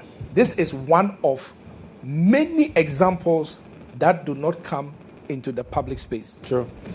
You remember recently, GHOne, you showed a video of a police officer who went into a pharmacy. No, a military officer who went into a pharmacy and was beating up pharmacy attendants. There was a lady there, was beating the lady up, was captured by CCTV camera. Assuming there was no CCTV in that place. That thing that happened was equivalent to domestic violence. That military officer, I bet you, if he can do this to people outside his home, then people in his home who he has control over, we wonder what has happened to those people. So domestic violence is present, and we need to pay attention to it. Paying attention to it will not only be arresting and all those kind of things. There is a social aspect of it. And that social aspect of it must be dealt with in terms of education, in terms of counseling, in terms of direct efforts. Because Which community was this? Which area was this? Ofankor. See, so if you go into the inner pace, sometimes I tell people that when you drive on the streets of Accra within here, that is the screensaver of Accra. If you shake the mouse a little bit, the screensaver will go off. Then you see the real desktop. Yes. Then you can now go into files. So when you are going to those places of Fankoi and you are now going into the real files of the Ghanaian society, the kind of things that happen. Oh yeah. You know, we can't talk. So it is a call on society that this man, apart from we criticizing him, calling him out and everything, there's a whole different level that is required, which has to do with education. Because if you are a man and you in this 21st century, you don't know that you whether you live with a woman or you don't live with a woman, you don't know that you don't have to touch a woman. Yeah. To the point of beating the woman. That's what touching will touch you. Yes. Say beating. Contextually. That's what touching will touch you, man. I like you. You are in your element. Today is Friday. But you say touch. You don't know you have to beat a woman. So to beat up a woman in this manner, when the woman is actually even, I am sure he stripped the lady naked to just humiliate her. Oh yes. So sad. It's a proving the point. I own you. Yeah. And that it's a social canker. It's a reduction of moral fiber, and we must take it serious. I take such issues very serious. In fact, if you are a man and you are in any way associated with me, and I hear that you ever touched your wife, you ever hit your wife, beat your wife in any shape or form, me and you, we have a big problem. No, we will not even be together. I have a big problem with you. I won't associate with you. You will never be happy around me forever. Yeah. The rest of your life, I'll have a big, because I consider it a disgrace to me that you are around me. And you can afford to do this nonsense. Have I done that? Have you seen me doing that? So it's something that I think we need a broader look at, because there are several of, as we are speaking here right now, somebody is doing something similar, but it is not recorded because there's nobody to record it. So let's look at it holistically and deal with it. Absolutely. And I mean, in no uncertain terms, we've condemned the actions of the man. But then, like Ivy said, the failure of the police to also provide we have to look at that. We have to look at that. It's so problematic because you see, you run to the police because you want solutions, and you get there, and then you're thrown back into the lion's den simply because police feels that you do not have a case. I think that is so problematic. Does not make any sense whatsoever. And like you said, like Audu said, the IGP should be looking into this matter. The police officers at these particular police stations where these calls were made, and then nothing was done about this woman's plight, and we would like to see some actions taken in that line. But quickly, Ivy. Yes. So we're talking about, and like you mentioned, the lack of structures, right? The lack of structures is about physical structure. At the point, I would have been forgiven to believe that the only individual and her organization that had something to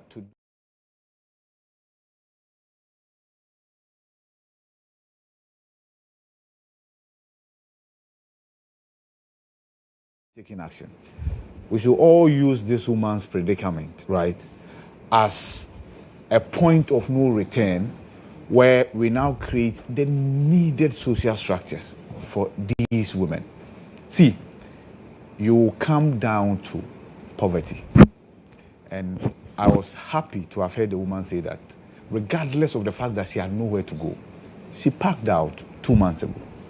But like Audi said, she endured for this long because it's a means of sustenance. No empowerment. No empowerment. See, and in fact, she slept. I want to believe that she slept in the house because she was not empowered. That's it. Because if she had the financial wherewithal, she could have she'll get a guest house and even take the children there and spend the night with them, return them in the morning and leave. Exactly. So that is it. And nobody seemed to be listening to her. That's another problem. Yes. If you look at it, it means that nobody was listening to her. On the police. She doesn't believe in the police anymore. Because she went there for justice, she didn't get it. She didn't get it.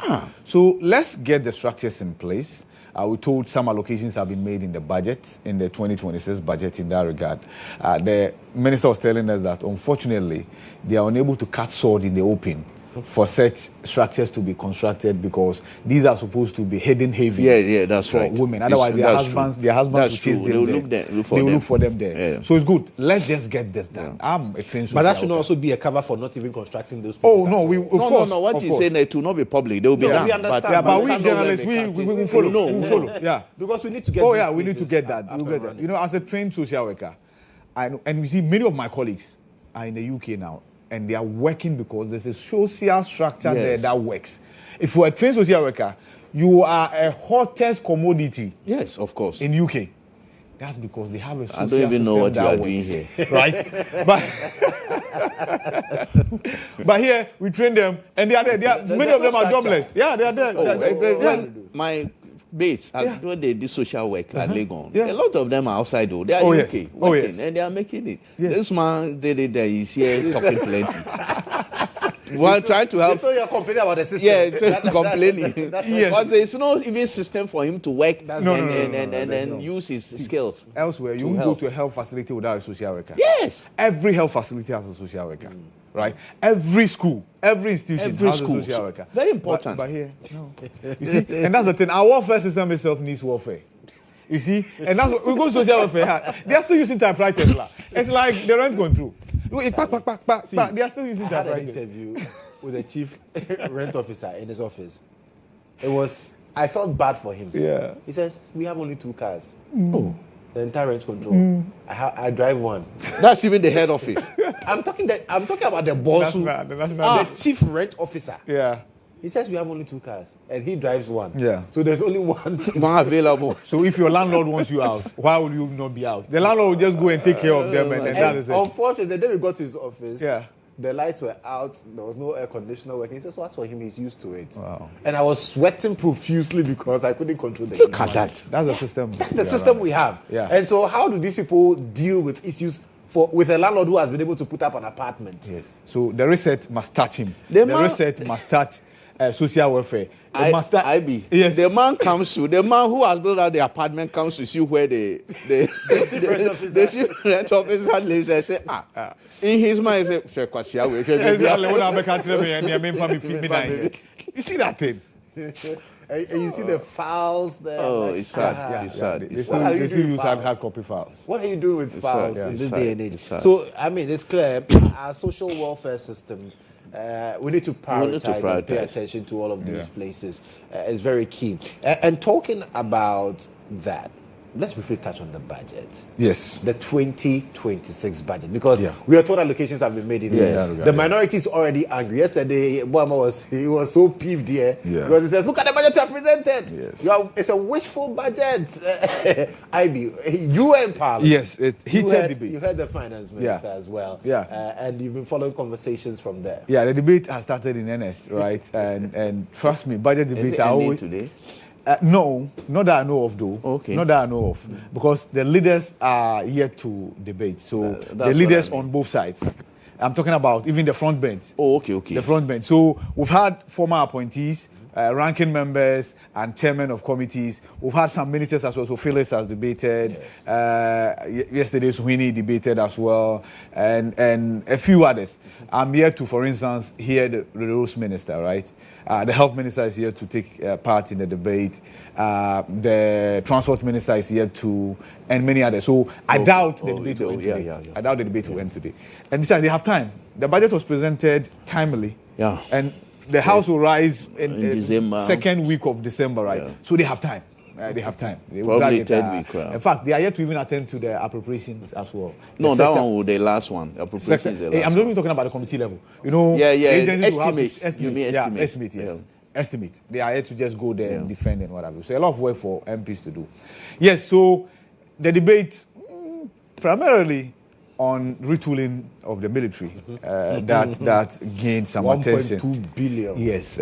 So Samuel Abujinapo, the ranking member for the Foreign Affairs Committee, in his debate indicated that government is seeking to buy a presidential jet at $1.2 billion.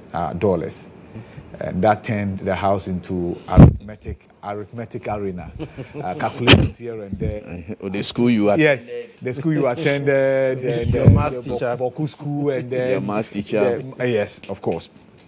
Those things are interesting. They are spices to happenings in Parliament. But the budget, and like I mentioned, I always look at the individual allocations, but beyond the allocation, I look at the releases. It's very important. And so, even though the Women Development Bank had an allocation of 50 million, it is now that over 400 million has been allocated. So now is the time that I can say a proper bank can be established, right? Because to establish a bank in Ghana, minimum capital requirement is 400 million Ghana cedis, right? Adongo said that the first allocation of over 50 million was for 51. Yes, 51. He says it was for preliminary works, and what have you. But was it released? Studies and was it released for that? Good question. So that's one. My interest is in job creation. Yeah. See, what happened at Airwork is heartbreaking, but it's more heartbreaking for you and I because if we are told over 80,000 people applied to enter the military, it speaks to just one thing: joblessness. Nothing more, nothing less. Wait and hear the figures for the police, immigration, fire service. Even as I sit here, there are people who want to find out whether I can help them get into fire service. I can help them get into immigration. And I'm sure all of us have stories to share in that regard. There are people who are sending us their CVs and what have you. Exactly. Right? And we wish we could help, and we are trying to help. But you can only help if there's a vacancy. And you know somebody who can help fill that vacancy. And the people whose CVs you have are qualified, they are competent enough to occupy it. Right? So I'm looking out for jobs. Right. And job creation. So 24-hour economy. Whatever fire we need to put at that chamber headed by Dr. Gusitano, we should put that fire there quickly. Let's get that done. Aside that, if you talk about the agri sector, which I think should be given much more attention, and here I'm not just talking about youth in agriculture and what have you, I'm talking about conscious effort to encourage commercial farming. So the days of hoes and cattle long gone, subsistence farming, long gone. We can have America just has about 13% of its population into farming, but it is able to feed everybody. That's because of mechanization. Yeah. Let's go towards that. And Kodjo Ketekete, I'm told, has started registration. If you can, why not? If you have the space and you can, why not get into poultry production? Yesterday, beautifully, you engaged a gentleman, Agro. Yes. Who and the akoko tastes nice. Great. I enjoyed it. Yeah, I'm here to taste mine. Yes, but looking at how it is. The young man. Is it from? It's not Nkukon. No, it's not. No, what I mean, the akoko that you tasted, yes. Is it from that project? Yes. It's not Nkukon. It's not from. There's an individual who is growing poultry. Yes, so he has poultry producing farm, here in Ghana. and then he prepares them beautifully, packages them beautifully. So you don't have to go and buy. All you need to do is just put it on the fire and then you are ready to go. Okay. And these are things we should get. The president has encouraged us to buy domestically produced poultry. In fact, I totally support him on that. And so that's another thing that is in the budget that I think we should pay attention to. Rice, poultry. Let's look within. Absolutely. Well, I'll be picking the thoughts of Wilberforce and I will do on the budget as well. But we need to take a quick break. But before we go on that break, let me tell you about jewelry. Because if you're someone who likes to be stylish, classy, make sure that you own a piece of Ghanaian soil. Quickly, you need to talk about gold ball jewelry because we're talking about style and the weave heritage, artistry with modern luxury. That's what gold ball jewelry does. And every piece of jewelry you get from gold ball jewelry whispers stories of tradition, beauty, and unmatched excellence. And so what you need to do is to quickly visit any of the showrooms of Goldball Jewelry, Diamond House, Kimbu Road, Accra. There's one also on the Oxford Street, Osu, Otele Avenue in East Legon, Marina Mall, Spintex, Community 11 in Tema, and Poma Arcade in Kumasi, and the Prempeh International Airport also in Kumasi. You can get some quality jewelry, authentic gold jewelry from Goldball Jewelry, and discover the collection that marries heritage with modern luxury. And you can also follow them on social media, Goldball Jewelry, and get a piece of Ghana, and you can own that. They have some new tablets as well that they're also pushing, so you can just buy a piece of it, invest there, and gold will definitely appreciate in the coming years. But if you're a mother or a father struggling with your baby simply because the diapers you're using are not good enough, so after every 2 hours the baby is crying because he's wet or she's wet, and you need the diaper that brings you comfort, let me recommend Flora baby diaper to you, because that can last for as much as 12 hours. Imagine throughout the night your baby gets a very good sleep, doesn't have to worry about diapers getting wet and soggy, and you also losing sleep as a result of that. So quickly grab Flora baby diaper, call 0243-033-033 today to become a distributor. This is still GA Today here on GH1 Television. We'll be right back.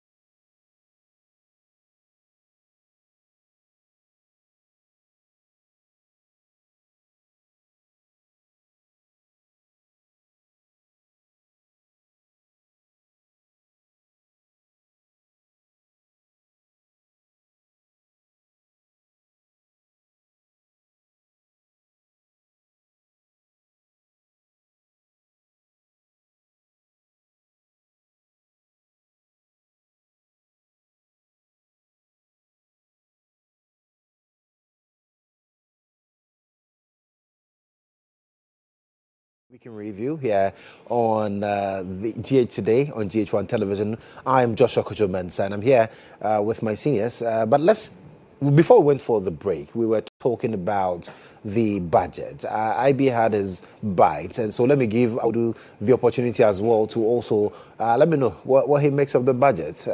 Audu, yes. Quite a lot revealed in the budget.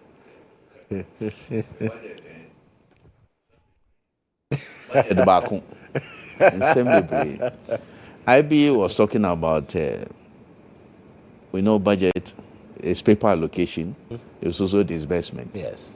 You have to look at 2025 budget, what the government has been able to allocate to various MDAs, ministries, departments, and agencies. If you look at the allocations, then you'll be able to see whether the 2026 budget, the allocations that are made there will be feasible. Right. That's what I want to look at. Now,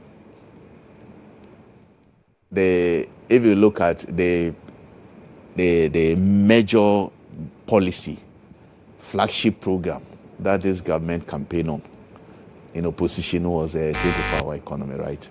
24-hour economy was supposed to provide how many jobs? One job. That's the formula 133. And then 133, right? Yes, one job, three people, three shifts. Mm-hmm. And that was supposed to do so much. How many? It means that you are going to get 9 people in one job. No. Oh. 3. Yes. So one job. So 133. Exactly. No. One job. Yes. You have 3 people in the morning. No. One person in the morning. One person in the afternoon and one in the evening. Oh, I thought 3. Okay. Oh, today. So instead of just one person doing it for 8 hours, now I have 3 people doing it for 24 hours. Okay, I understand the formula. So I finish my morning show, then someone takes over. Okay, then I thought 3 people. Well, Okay. we do 3 morning shows. They are not part of 3 morning shows. We'll do a morning show after the evening show. So that's on a lighter note. Yes. More serious note. So that policy was actually going to be the accelerator of job creation. Yeah. That's what government was used to create more jobs. Now, 2025 budget, there was nothing. Apart from the policy document that the coordinator presented to Parliament and all that, there was no money. It was in that document that we were told that government will need how much? $4 billion to be able to implement it. And out of the $4 billion, government was supposed to contribute about 7% of it. That will amount to almost $300 million for it to take off. $300 million. Now, if you look at 2025, there was no budget for it. 2025, how much is given? 110 million. This is a policy that is your flagship policy that's supposed to generate jobs. 133. Mm-hmm. Now, that policy is getting just 110 million. 110 million. How is it going to work out? Apart from that, the $4 billion that they spoke about is beside the incentives that you give to the private sector to be able to generate the rest of the money. Because the other amount, the other part, you are contributing about 300. The rest of it will be generated by the private sector. Mm-hmm. And you have to incentivize the private sector to be able to generate the money. In this budget, what are the incentives? To be able to give the private sector the courage to be able to give you that amount. None. I don't see it. I have been looking through to see that these are their incentives that will be given to the private sector for them to be able to contribute that. Yes. So, in my mind, I do not see the government itself has taken, that was a major policy, but government itself has not taken serious note of it. Even the allocation to sanitary pads, which is over 200 million, is even prioritized. And they done the policy that will generate jobs. I am in love with sanitary pads given to ladies. I am for that policy. I said it here. Mm-hmm. If you are in Accra, you may not understand. But if you have a rural community like where I come from, and the ladies there, where they are going to school, they are in their periods and all that, you understand why sanitary pads are needed. But it appears to me that government is prioritizing that more than job creation. And it's also because that is where most of the money you do procurement. People get money, that's so more allocation is given there. But what of the policy, the major policy that will stimulate growth, that will generate the jobs, stimulate growth? How much is going there? That's a problem for me. So government itself is not even looking at its own policy of creating jobs, 3 shifts. That is why, because there is nothing there going there, that is why the finance minister is telling us that the backlog of over 150,000 nurses will not get employed in 2026 because there is no budget for them. You understand? I do. Now, you also look at, that's major policy that I've spoken about. Then you look at Big Push. That's another policy that is supposed to do the infrastructure and all that. Big Push, in 2025 budget, $800 million was allocated. That money, that was, in CD term, that was 13 billion cedis. Government ended this thing as of end of third quarter. That money, they committed only, is it 7.6 billion. That's commitment too. Commitment doesn't even mean that you have even paid the money to contractors. But that's something you probably put aside, the money you have put aside. Out of that money, 7.6 billion, that's on commitment basis. That's what it says. So it's not even up to the first allocation that you made, 13 billion. Now, government in this 2026 budget is saying that they are allocating $30 billion. $30 billion, CD, sorry, right? Now, 30 billion, if you add the 13 billion that was not appropriated to the 30, it will be 43 billion for the Big Push. Now, the Big Push itself, the total amount, Joshua, is $10 billion. So if your second year budget, for the first 4 years, your second year budget, you are left with 2 budgets. It's only, how much is it? It's only 43 billion. I'm doing CD equivalent of 10 cedis to $1. If it is more than 10, the amount is even worse. It's even more. But if you even say that 10 cedi to $1, means you are talking of 100 billion Ghana cedis for the 10 billion. Now, your second year total allocation that you are allocating to Big Push is 43 billion. It means that you have 57 billion to do in your third year and then fourth year. Is it a 4-year program or 5-year program? 4 years. So your second year, you are allocating 43.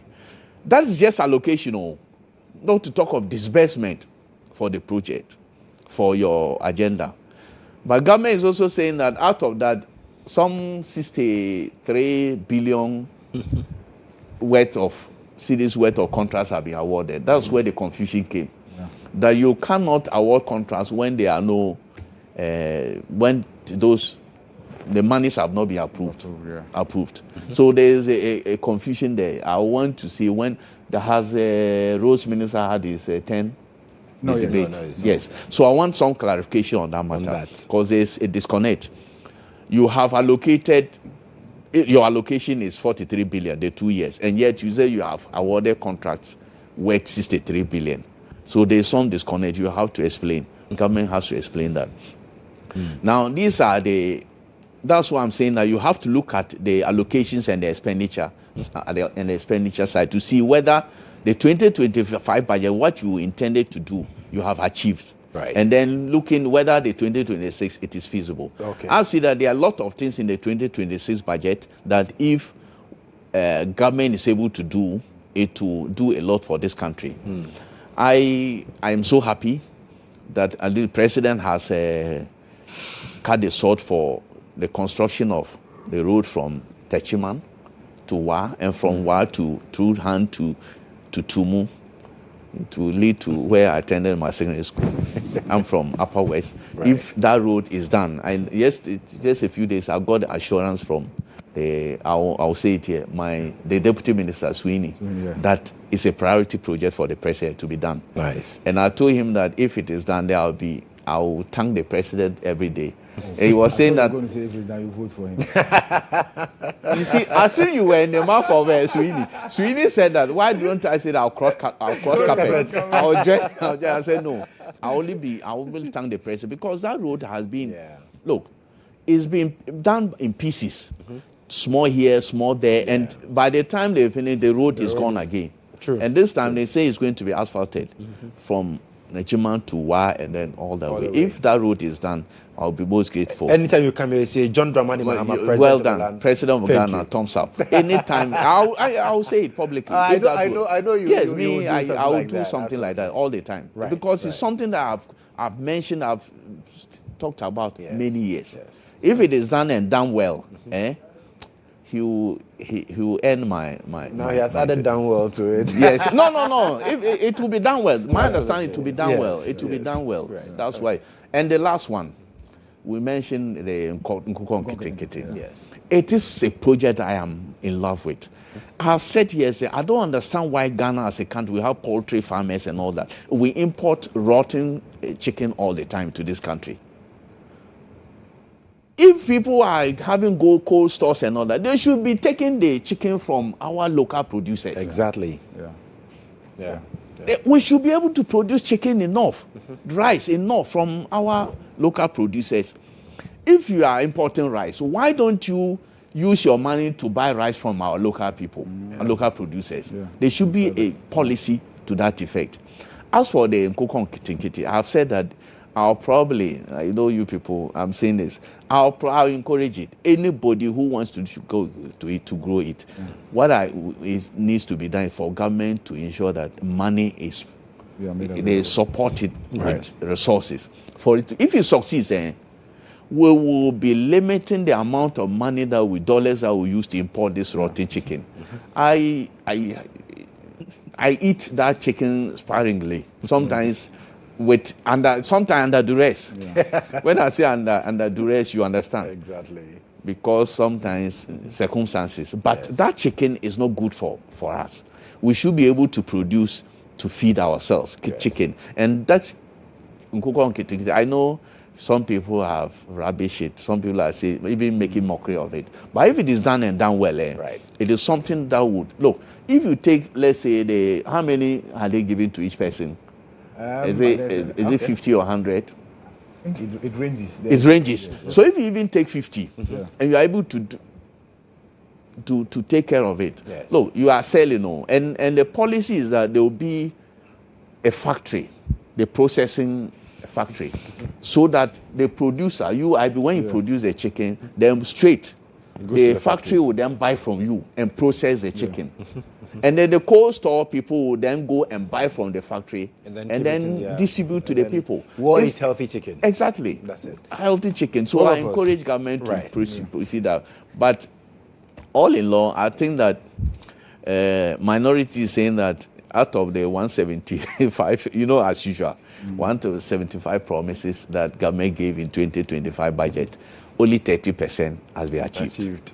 And you have to have response from the other side to see whether the 30% is actually true. But that is where if the budget may not, because of time, we will not be able to take each sector and examine. We're really out of time, but I'll give over first the last bite. Right. Audu has been teaching us economics 101. So I have very little to say. The government I did O-level economics. The government projects that it wants to spend 357 billion Ghana cedis. It's a projection. Yes. What it means that you must get that money. Yeah. The money will come in either through taxes, through grants, or through loans. These are the three sources of the revenue. If the best one is through taxes, because that will be internally generated. If we are not able to meet the internal tax generation targets, it means that our budget will already be limping. Last year, we had a target for revenue. We were not able to get there. Yeah. So whatever money you projected to spend, you couldn't even get it to spend. So you only spent what you got. Yes. Now that we want to spend 300... Well, we didn't even spend all, though. That's the problem I have. Yeah, so did you get it? We got some, but we didn't spend. Yes, okay. That's the problem. Because we wanted to keep the CD and the inflation stable. Okay. Yes. So really, it's about you being able to generate the money and then you'll be able to spend it. Right. You can't spend what you don't have. Yes. So we are my when I look at the budget, my real take is our ability to raise the revenue without having to go borrowing. And I noticed that in the revenue generation efforts, it looks like the government's target is to use compliance to get people to be able to meet the target. But sometimes compliance alone, for me, from my little understanding, is not sufficient in this country. If you want people to just comply, it's not sufficient. So maybe there must be some other ways and means that we are going to use to raise the revenue so we can meet the target. Because if you have the shortfall, you are going nowhere because you don't even have the money to spend. But you can also cut your expenditure as recommended. Yes. If your revenue... But the expenditure and if you cut it to standard growth, yes. you will not have... No, you just have to prioritize the expenditure. It depends on which expenditure you are cutting. Yeah. You see? If it's capital expenditure, Yes. which big push is taken care of. Yes. Now there's one innovation in the budget that people have not paid attention to. That is the... Next week, you want us to come and talk of expenditure? No, the airport development fee. Next week. See, if you they are taking my time. If they are able to use the proceeds of the airport development fee. If. No, I say if because we are here to get there. Okay. They are building an airport in Bolgatanga. Yes. They are actually expanding... Building what in Bolga? Airport? Airport, yes.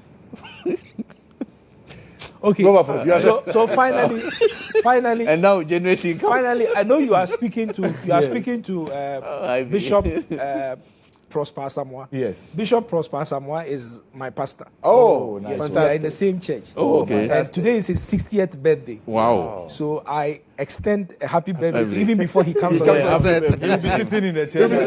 So he's my. So this is a VBC. He's called Zomatic Ideas. Oh, okay. And he's a lawyer. Okay. So he has inspired a lot of young people in Victory Bible Church To go to. I have also to been do inspired by him and all that kind of stuff. And so we love him.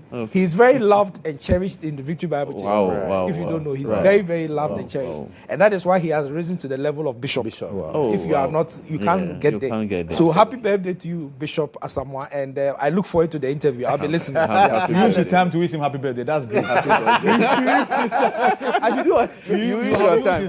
His time. I've used his time to wish him happy birthday. Okay. So that's a very good introduction to our next conversation. But gentlemen, thank you so much for coming. I know we could not exhaust all the issues. But Yes, but quickly, let me do a statement that has come in from Heath Goldfields Limited, and it has to do with their victory at the Supreme Court. Because, okay, let me just read to you verbatim what it says. It says, Heath Goldfields Limited is pleased to announce that the Supreme Court of Ghana on Tuesday, November 18, 2025, unanimously dismissed an application filed by Future Global Resources Limited and Blue Gold Bogoso Limited as unmeritorious, affirming once again the legal soundness of the processes leading to Heath Goldfields' acquisition of the Bogoso Prestea mine. Now, this ruling marks yet another decisive victory for Heath Goldfields Limited and the Ministry of Lands and Natural Resources in the long-running legal challenges initiated by FGR and Blue Gold. Now, earlier this year, the Supreme Court, presided over by His Lordship Justice Amadou Tanko,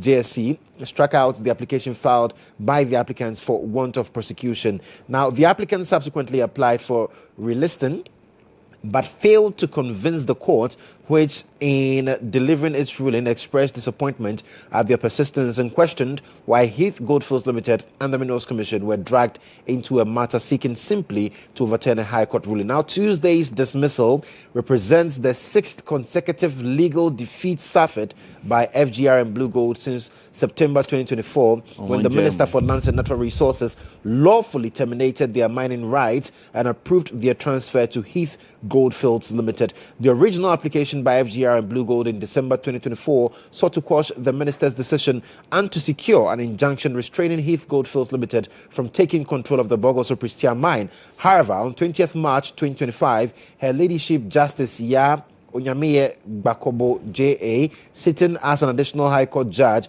dismissed the application as incompetent and improperly grounded. Now, the Supreme Court's ruling further strengthens Heath Goldfields' legal position and reinforces the Ghanaian government's commitment to transparent, fair, and accountable administration of mineral resources, Heath Goldfields Limited remains focused on responsibly operating the Bogoso Prisia mine, supporting national economic development, investing in host communities, and engaging stakeholders with transparency and integrity.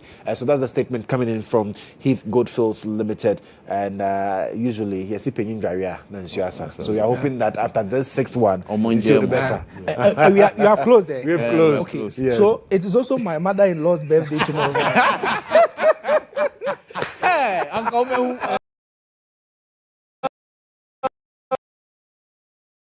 My goodness.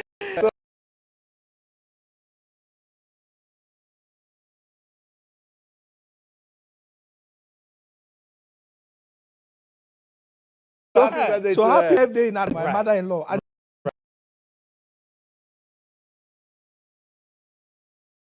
Great.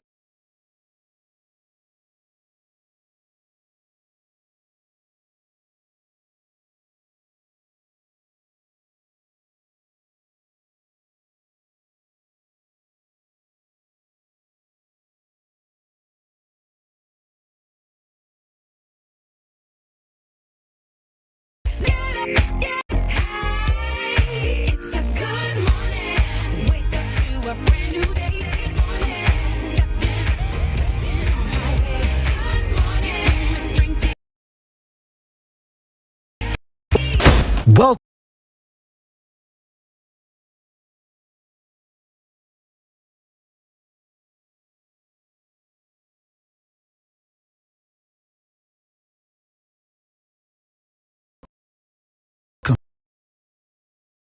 to the Africa Prosperity Dialogues, where business and political leaders meet to drive Africa market. Distinguished guests, this is our moment to make history. Under the patronage of His Excellency John Mahama, President of the Republic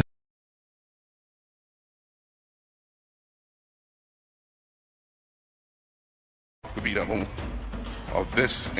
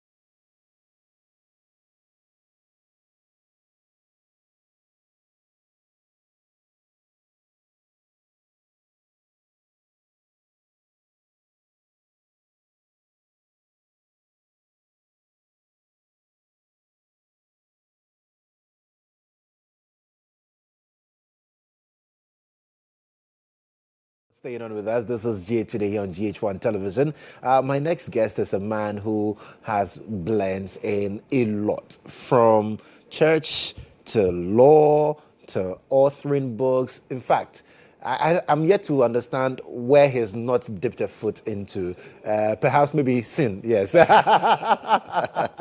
I'm speaking now to the man who is author of the widely used Zomatic Ideas Economic Series. So if you've ever read that book, in fact, the author is here. We'll be delving into his mind in a short while. So Bishop Frederick is joining me, Kwame Asamoah. He is a seasoned legal practitioner. He's an author, he's a lecturer, and he's a bishop of the Victory Bible Church International. Bishop, good morning. Good morning. It's so nice to have you in the studio. Pleasure, my pleasure.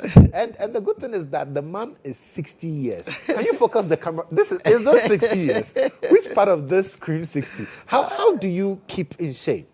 First of all, generally, I take life easy. I think life is life. I don't think too much will change with me or with any other person. So I don't accept stress. For instance, generally, I don't like traffic. So I move early morning, I move late. As much as I can avoid traffic, I avoid it. Right. And I laugh a lot and I relax. That's it. Yes, some things really will stress you out. Why not? But generally, I take life very easy. So this is 60 plus 1 day. Yes, yesterday I was 60 years by God's grace, and I'm so thankful to God for bringing me this far. And how does that make you feel, knowing that, yes, you've been able to clock 60, and not just 60, where if you were in public service, you would have retired yesterday. Yes. But then looking at the things that God has been able to take you through to achieve in this 60-year period. Talk to me about it. Really. So I'm so thankful to God, and all my celebration, we started long from July through to and we ended December. It's about thanksgiving to God.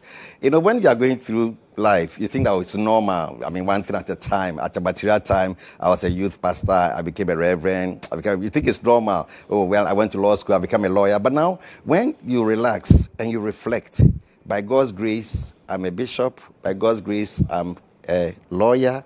By God's grace, I'm a senior lecturer.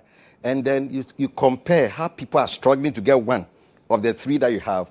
I'm so thankful to God for what he has done through me and what he's doing for me. And what would you say has been the secret to be able to achieve all these things? Because there are people who choose one path, and say, you know what, this is enough. Yes. But you have chosen what? Multiple paths. Interestingly, I didn't choose. I didn't get up to say that I'm going to. No. Really? All just came naturally. Okay. So the first one, I'm a teacher. I am wired to teach. I was sent by God to teach my generation.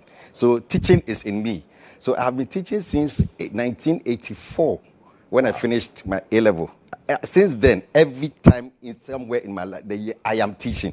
So teaching, it's me. Mm-hmm. So for me to rise through to become a senior lecturer at Central University is fairly natural. Mm-hmm. Then, so the church, I was born into church, but somewhere in 1984, I became born again. So normal church work, go to church, became a deacon, cell leader, one thing at a time, elder, pastor. And as time goes on, as I was going on, I became a bishop somewhere 5 years ago, naturally. Wow. And then law. So by the time I finished sixth form, I was a Christian. Then I got admissions. I wanted to do administration, but God gave me law. So I entered the Faculty of Law in 85. Step by step by step. In 1990, I was a lawyer. And 35 years since, I'm still a lawyer. So it sounds so easy. Yeah, so that's why I say so. Because people it just struggle, like you said, people struggle to even do one. Yes, I tell you. And so for you, teaching naturally is something that you believe God gave to come and do. Yes, I was sent to come and teach. How easy was it for you to discover that this is what I'm supposed to do? First of all, the flair, the passion, and the ease that you do it, and the quality. When I come to class, I tell my students that I'm the best lecturer in the school. You wait. And by the time they finish the school, they'll confirm to me that I am. Because I don't teach as a matter of profession. I'm not teaching because I want to do something else, like it's a stopgap. No, this is me, born to teach. And I'll teach you well, and you understand. I teach more than my teachers. Wow. Yes. Wow. Because God gives me ideas. God tells me how to present it in such a way that you find it so easy. Sometimes say when you teach, the thing looks easy, yes, but when I go, you realize it's not as easy as that. It is God given. It's a gift from God. Wired like that. And when you look at young people today, because you are at a point a youth pastor at Victory Bible Church. Wilberforce, yes. Yeah. Yeah, one of our young men. Looking at the young people today, finding it so difficult to discover exactly what we are supposed to do, how do we get there? It's for us to teach. Because, first of all, I believe that everybody was sent to do something. Everybody was sent with a talent. I believe that concentrate on what God gave you as a talent and what God sent you to do. It's your talent reflects your call, reflects what you have been sent to do. Okay. All right. So that, like Moses was sent to come and deliver. So the passion, you see the anger, it's all part of it. It's all part of the calling. So go into your passion, go into your talent, what naturally you can do easily, then start doing it slowly. You realize that the other doors will open. The Bible says that the gift of a man will open doors for him. So that is the starting point. But when I come and see that, look, someone is a producer, is able to do, I want to do the same. Meanwhile, you don't have the skill. So I'll just go and learn it and think, but I'll struggle. I'll get there, but I may struggle, and you will not be fulfilled. Never.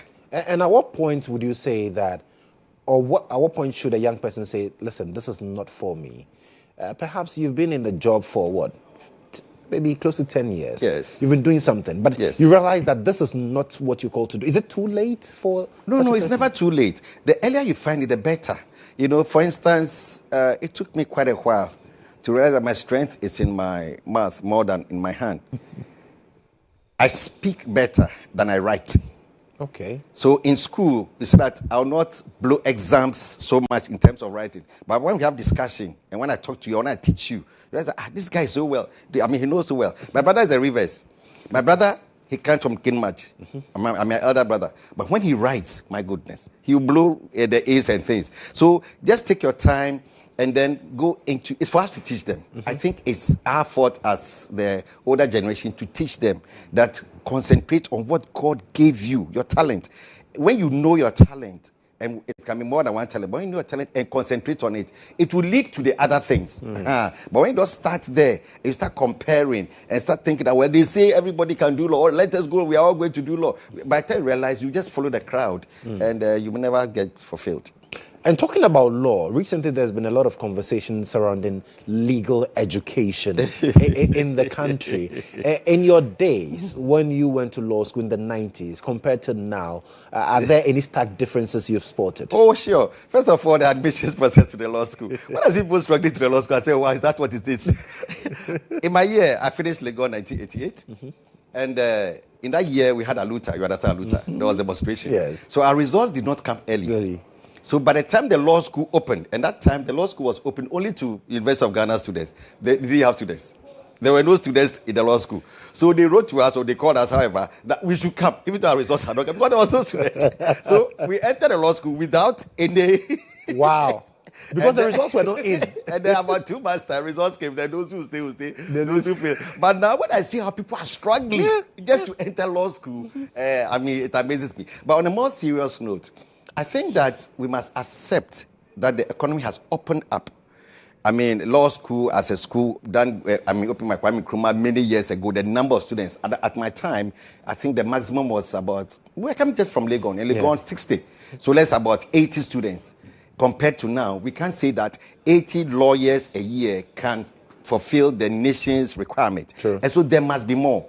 I think that the rush is massive and unnecessary. I think that many people think that there's something in so much, but that's another discussion altogether. But the economy has opened up. So let us open it up. This way of going to a particular institution like Makola, we are all going there, can't work. We must open it up, said that the same way we're taught at Legon, now Tech, Cape Coast, and you became a lawyer, the same way you can be taught the principles of the court there. And then we all write a common exams and pass. I think it's better. So centralizing or getting the whole Makola, KGTR, where if you don't go through that school, clearly you cannot come out as a lawyer. You think that system needs some reformation? Oh, it must change, Things have changed. We are talking about how many years now? You know, things have changed. So I expect that we should go the England way, whereby like external exams. Okay. All right. Because what are we taught at the law school? Law school is about teaching you court practice, issues that you do with court. In fact, some people even don't need to go to law school. So we must even try and split that legal education. Some people want to be solicitors. And personally, if you ask me, I don't enjoy court practice personally. But our system is such that for you to be called a lawyer, you must finish the faculty, the degree, and automatically go to law school. But maybe some people will not do the law school. I tell you for a fact, many people who are going to the law school now, particularly those who are already in established career, they don't need the law school and they won't go to court. But the system is said that until you go to the law school, you cannot be called a lawyer. So that's where everybody is struggling. There are so many people that, like an accountant, like a banker, like a pastor, a bishop, he goes through legal education. First 3 years is enough for him to supplement what he's doing. But now he is compelled to go to law school. You go to the law school, all right, rush, join the queue, but when he finishes, he will know where they gun one day.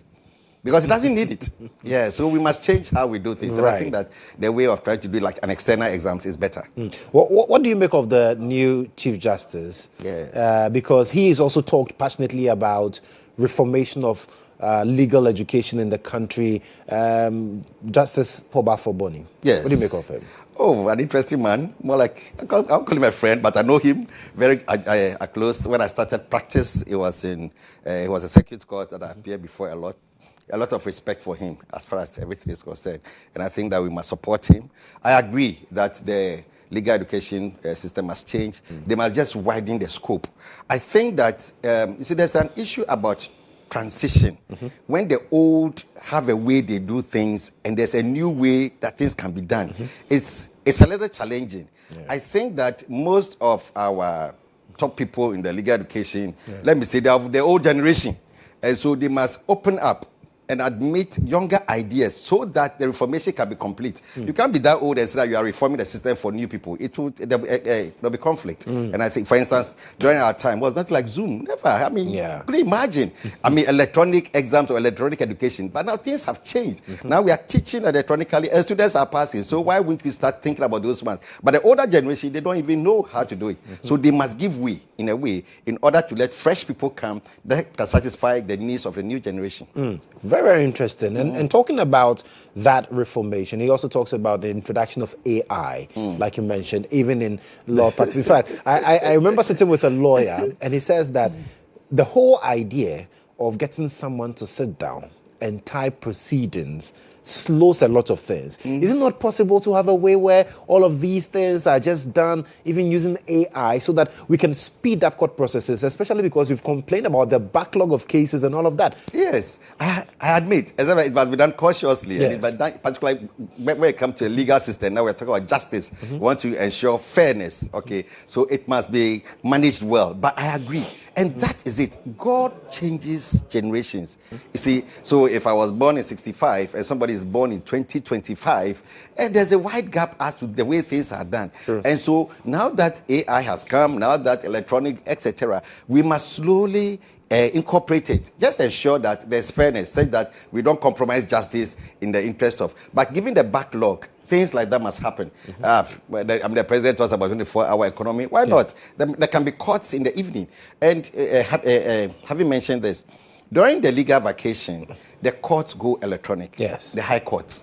And it's so convenient. Sometimes I'm in my office, I've gone to court in Tema, I've gone to court in Amasama. Can you imagine? Just in my office. Conveniently. But when we come to normal term, and then we come to where we can go, going through the traffic just to go to court. I rushed to court the last time. And I was told that the judge is not in. The judge has been promoted, and there is no. So can you imagine? So all these things must change, and I agree with AI. I mean, AI is you need to be cautious about people it as well. People is a new thing, but that's all. But I mean, that's how it is. Everything can find fresh. We slowly understand, make sure that we incorporate it well, and then we go on. But things must change because we can't continue these long delays and things in the courts. Absolutely, because I mean, it said that justice delayed is also justice denied. Yes, exactly. But I'm listening to you, and I know for a fact, law very demanding. Yes, church work. I wish I because and you are a bishop. How do you marry all of these things and add teaching and writing? I told you at the beginning that the thing came naturally. So there wasn't a time that I'm adding. It's never about adding. But Bishop, you are a bishop, you are a lawyer, you are a lecturer, and you are all in one now. So at 60, how do you handle all of these things at the I same take time? life very easy. I don't rush life. Life easy. So naturally, first thing, I have an office as a lawyer.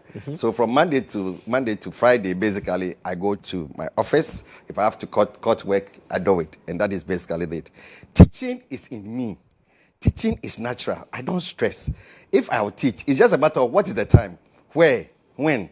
Then I just get up, go, a little preparation, then I go teach. So I don't struggle like this, different between law practice and teaching. They are just both there. Bishop work, mainly basically weekend in terms of Sundays, preaching, and counseling. If it's counseling process or other church meetings, you find that I'll do them maybe in the evening, maybe Wednesday evening, 7 o'clock to maybe 10 o'clock, we're having leaders meeting, or maybe any training I can do now. Like we said, I do some training online in terms of the church. And it's also seamless. I've been a Christian since 1984. Well, that's a born-again Christian. So going to church on Sundays is normal. There's nothing, except that maybe now I'm the person preaching. So in all of this, you make time to rest. Do you even have time? I think now you are getting the point. I think now you are hitting some chord. I must rest now. So, really, having come this far by God's grace, 60 years, I now want to readjust and rest and incorporate more rest. But honestly, I'm not stressed. No, life does. All these three, none stresses me. Well, it doesn't show on your skin, by the way. Stresses me, so I just will go through it. But I think that I must start incorporating justice in their pension, I don't know. And so you must start making space for maybe handing over some things and other people doing it, supervising them, and maybe enjoy life. How crucial, talking about people handing over things to people, I've had a situation where some fathers have said that it will be very challenging to hand over to this generation, because there's a sharp contrast between what they believed in. In fact, the definition of hard work, they say, has changed over time. And so how easy or difficult is that transition process, finding people to be able to hand over? It has always been so, and so shall it be. When I became around my 84, that's what I was becoming, just finished sixth form, I was in the EP church. And young guys, we went to the pastor. We started asking some big questions. Why that? Because that time born again concept had come. We were speaking in tongues, and we're not satisfied with the EP church. And slowly we left to the charismatic churches. Yes, now our people too. They are asking certain questions of us. Some we give answers. We are not able to give answers. Then they are looking at us. Can't there be another thing? Because every generation and the way God wired them, and the purpose and the agenda that they have. And so that is what is driving them. Except that when you have the older generation, you've practiced something in a certain way for a long time. I tell you something, praise and worship. I mean, typically then we clap, we jump. But these days, you see them and praise and worship. Praise and worship.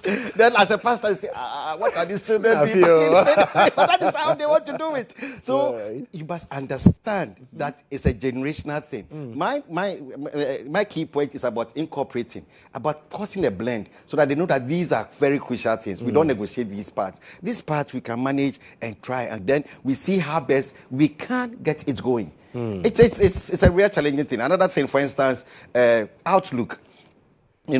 For now, you can see Christians and a guy, and then he's done his hair, and then maybe brothers. What? This thing in our generation? My friend, it's not my generation, it's another generation. So, but the person is a Christian. Yeah. He has accepted Christ, he understands Christ, he's fully committed, but just the hair has changed. So, what do you do? We cut the person off. So, how to blend it and then slowly explain. It's a challenge, but I think that once the elder people understand and the younger people, we must work together so that at the end of the day we get a smooth transition. Absolutely. But can and I'm asking this question quite cautiously, but because you wear both hats, I tell you more than law and other things that you don't do. You understand? I want to really find out. Yes. Can a lawyer be a good Christian? Yes, because the principles are different. It's about principles. They are different. So as you see me laughing, taking it easy, and maybe if you see me in church, when I'm in court, it's a different ball game. Because once I wear the wig and gown, then the orientation is, yes, my Lord, this is the principle, this is the law. I present it to my Lord, and I'm done. Okay, but when I'm sure you are thinking about the fact that lawyers are liars. Because and that's what I'm coming to. Because lawyers are you know that what your client is saying is not true, but you have to protect the interest of your client. It is lay people who do not understand the legal profession. So let me give you an example. Just spin it round. Here is murder. Somebody is supposed to have killed somebody. Maybe we all even saw him. He has done it. That is it. Layman's idea. He has done it. Let's jail him or even kill him. We go to court. But the principle of the court is that the prosecution must prove the case. And the prosecution have some 5 elements to prove. So you as a lawyer, you are just relaxed. If the prosecution does not prove one, it's not your fault. The prosecution has not proved it. And the law says that once it has not been proved, the person must be found innocent. So when you do it, why would people cry? People say that the lawyer has changed things. Of course, some lawyers may do things, but it's principles and people don't understand. Even when a person is supposed to have murdered another person, murdered the technical, so kill somebody, and the person goes to court and says, my lord, I agree, I have killed the person. You know what the judge will say? The judge will say, no. The judge will enter not guilty.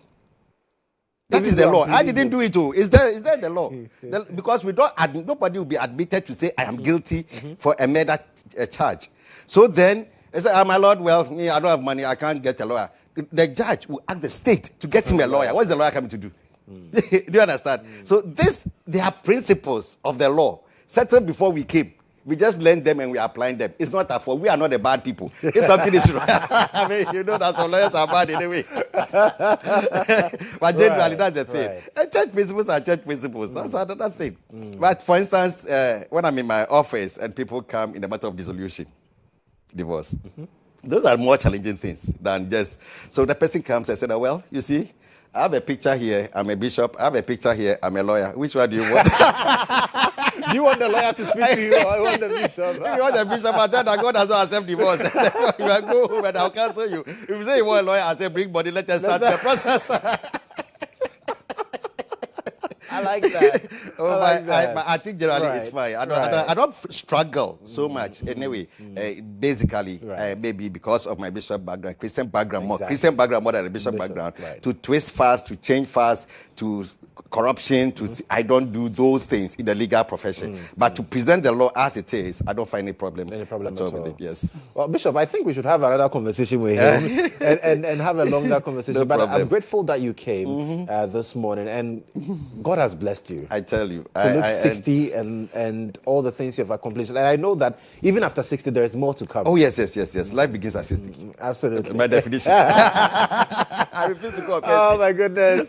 Bishop, thank you so much. You're welcome. It's been an absolute pleasure having you. Great. And Wilberforce, please find the time for me to go and meet Bishop and let's have a conversation. All right, thank you so much. And it's been an exciting conversation as well on the show. But before we go, some people are celebrating their birthdays, and so let's celebrate with them this morning. This one says, happy birthday, Menu. I'm so grateful for our friendship and I truly cherish you. I wish you nothing but the very best today and always. And it's from your one and only love, Melissa. To you, Menu. Have a wonderful birthday.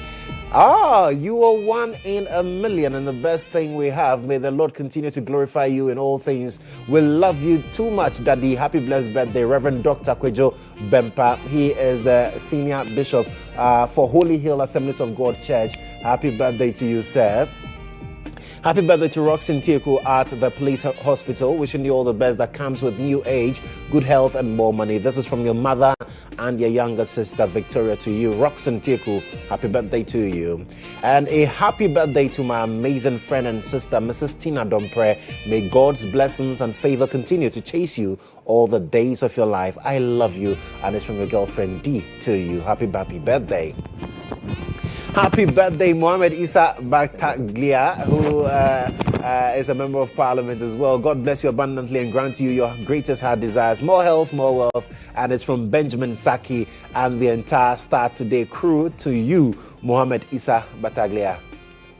And a happy birthday to Bishop Asante Mafuahinkra of Narrowgate Cathedral and the Managing Director of TriStar Insurance. You've been an amazing brother and a true inspiration to many with your dedication, your discipline, and love for all who come into contact with you. And so as you celebrate your 60th, Bishop, 60th birthday today, we pray for good health and long life for you. God bless you, Bishop. It's from Benghazi and the whole family. And it's also from me. It's one of the wonderful guests I've had on this show. So, Bishop, Asante Mafo Ahenkra, very knowledgeable as well, of Narrowgate Cathedral, and is also the Managing Director of TriStar Insurance. Happy birthday to you, Bishop.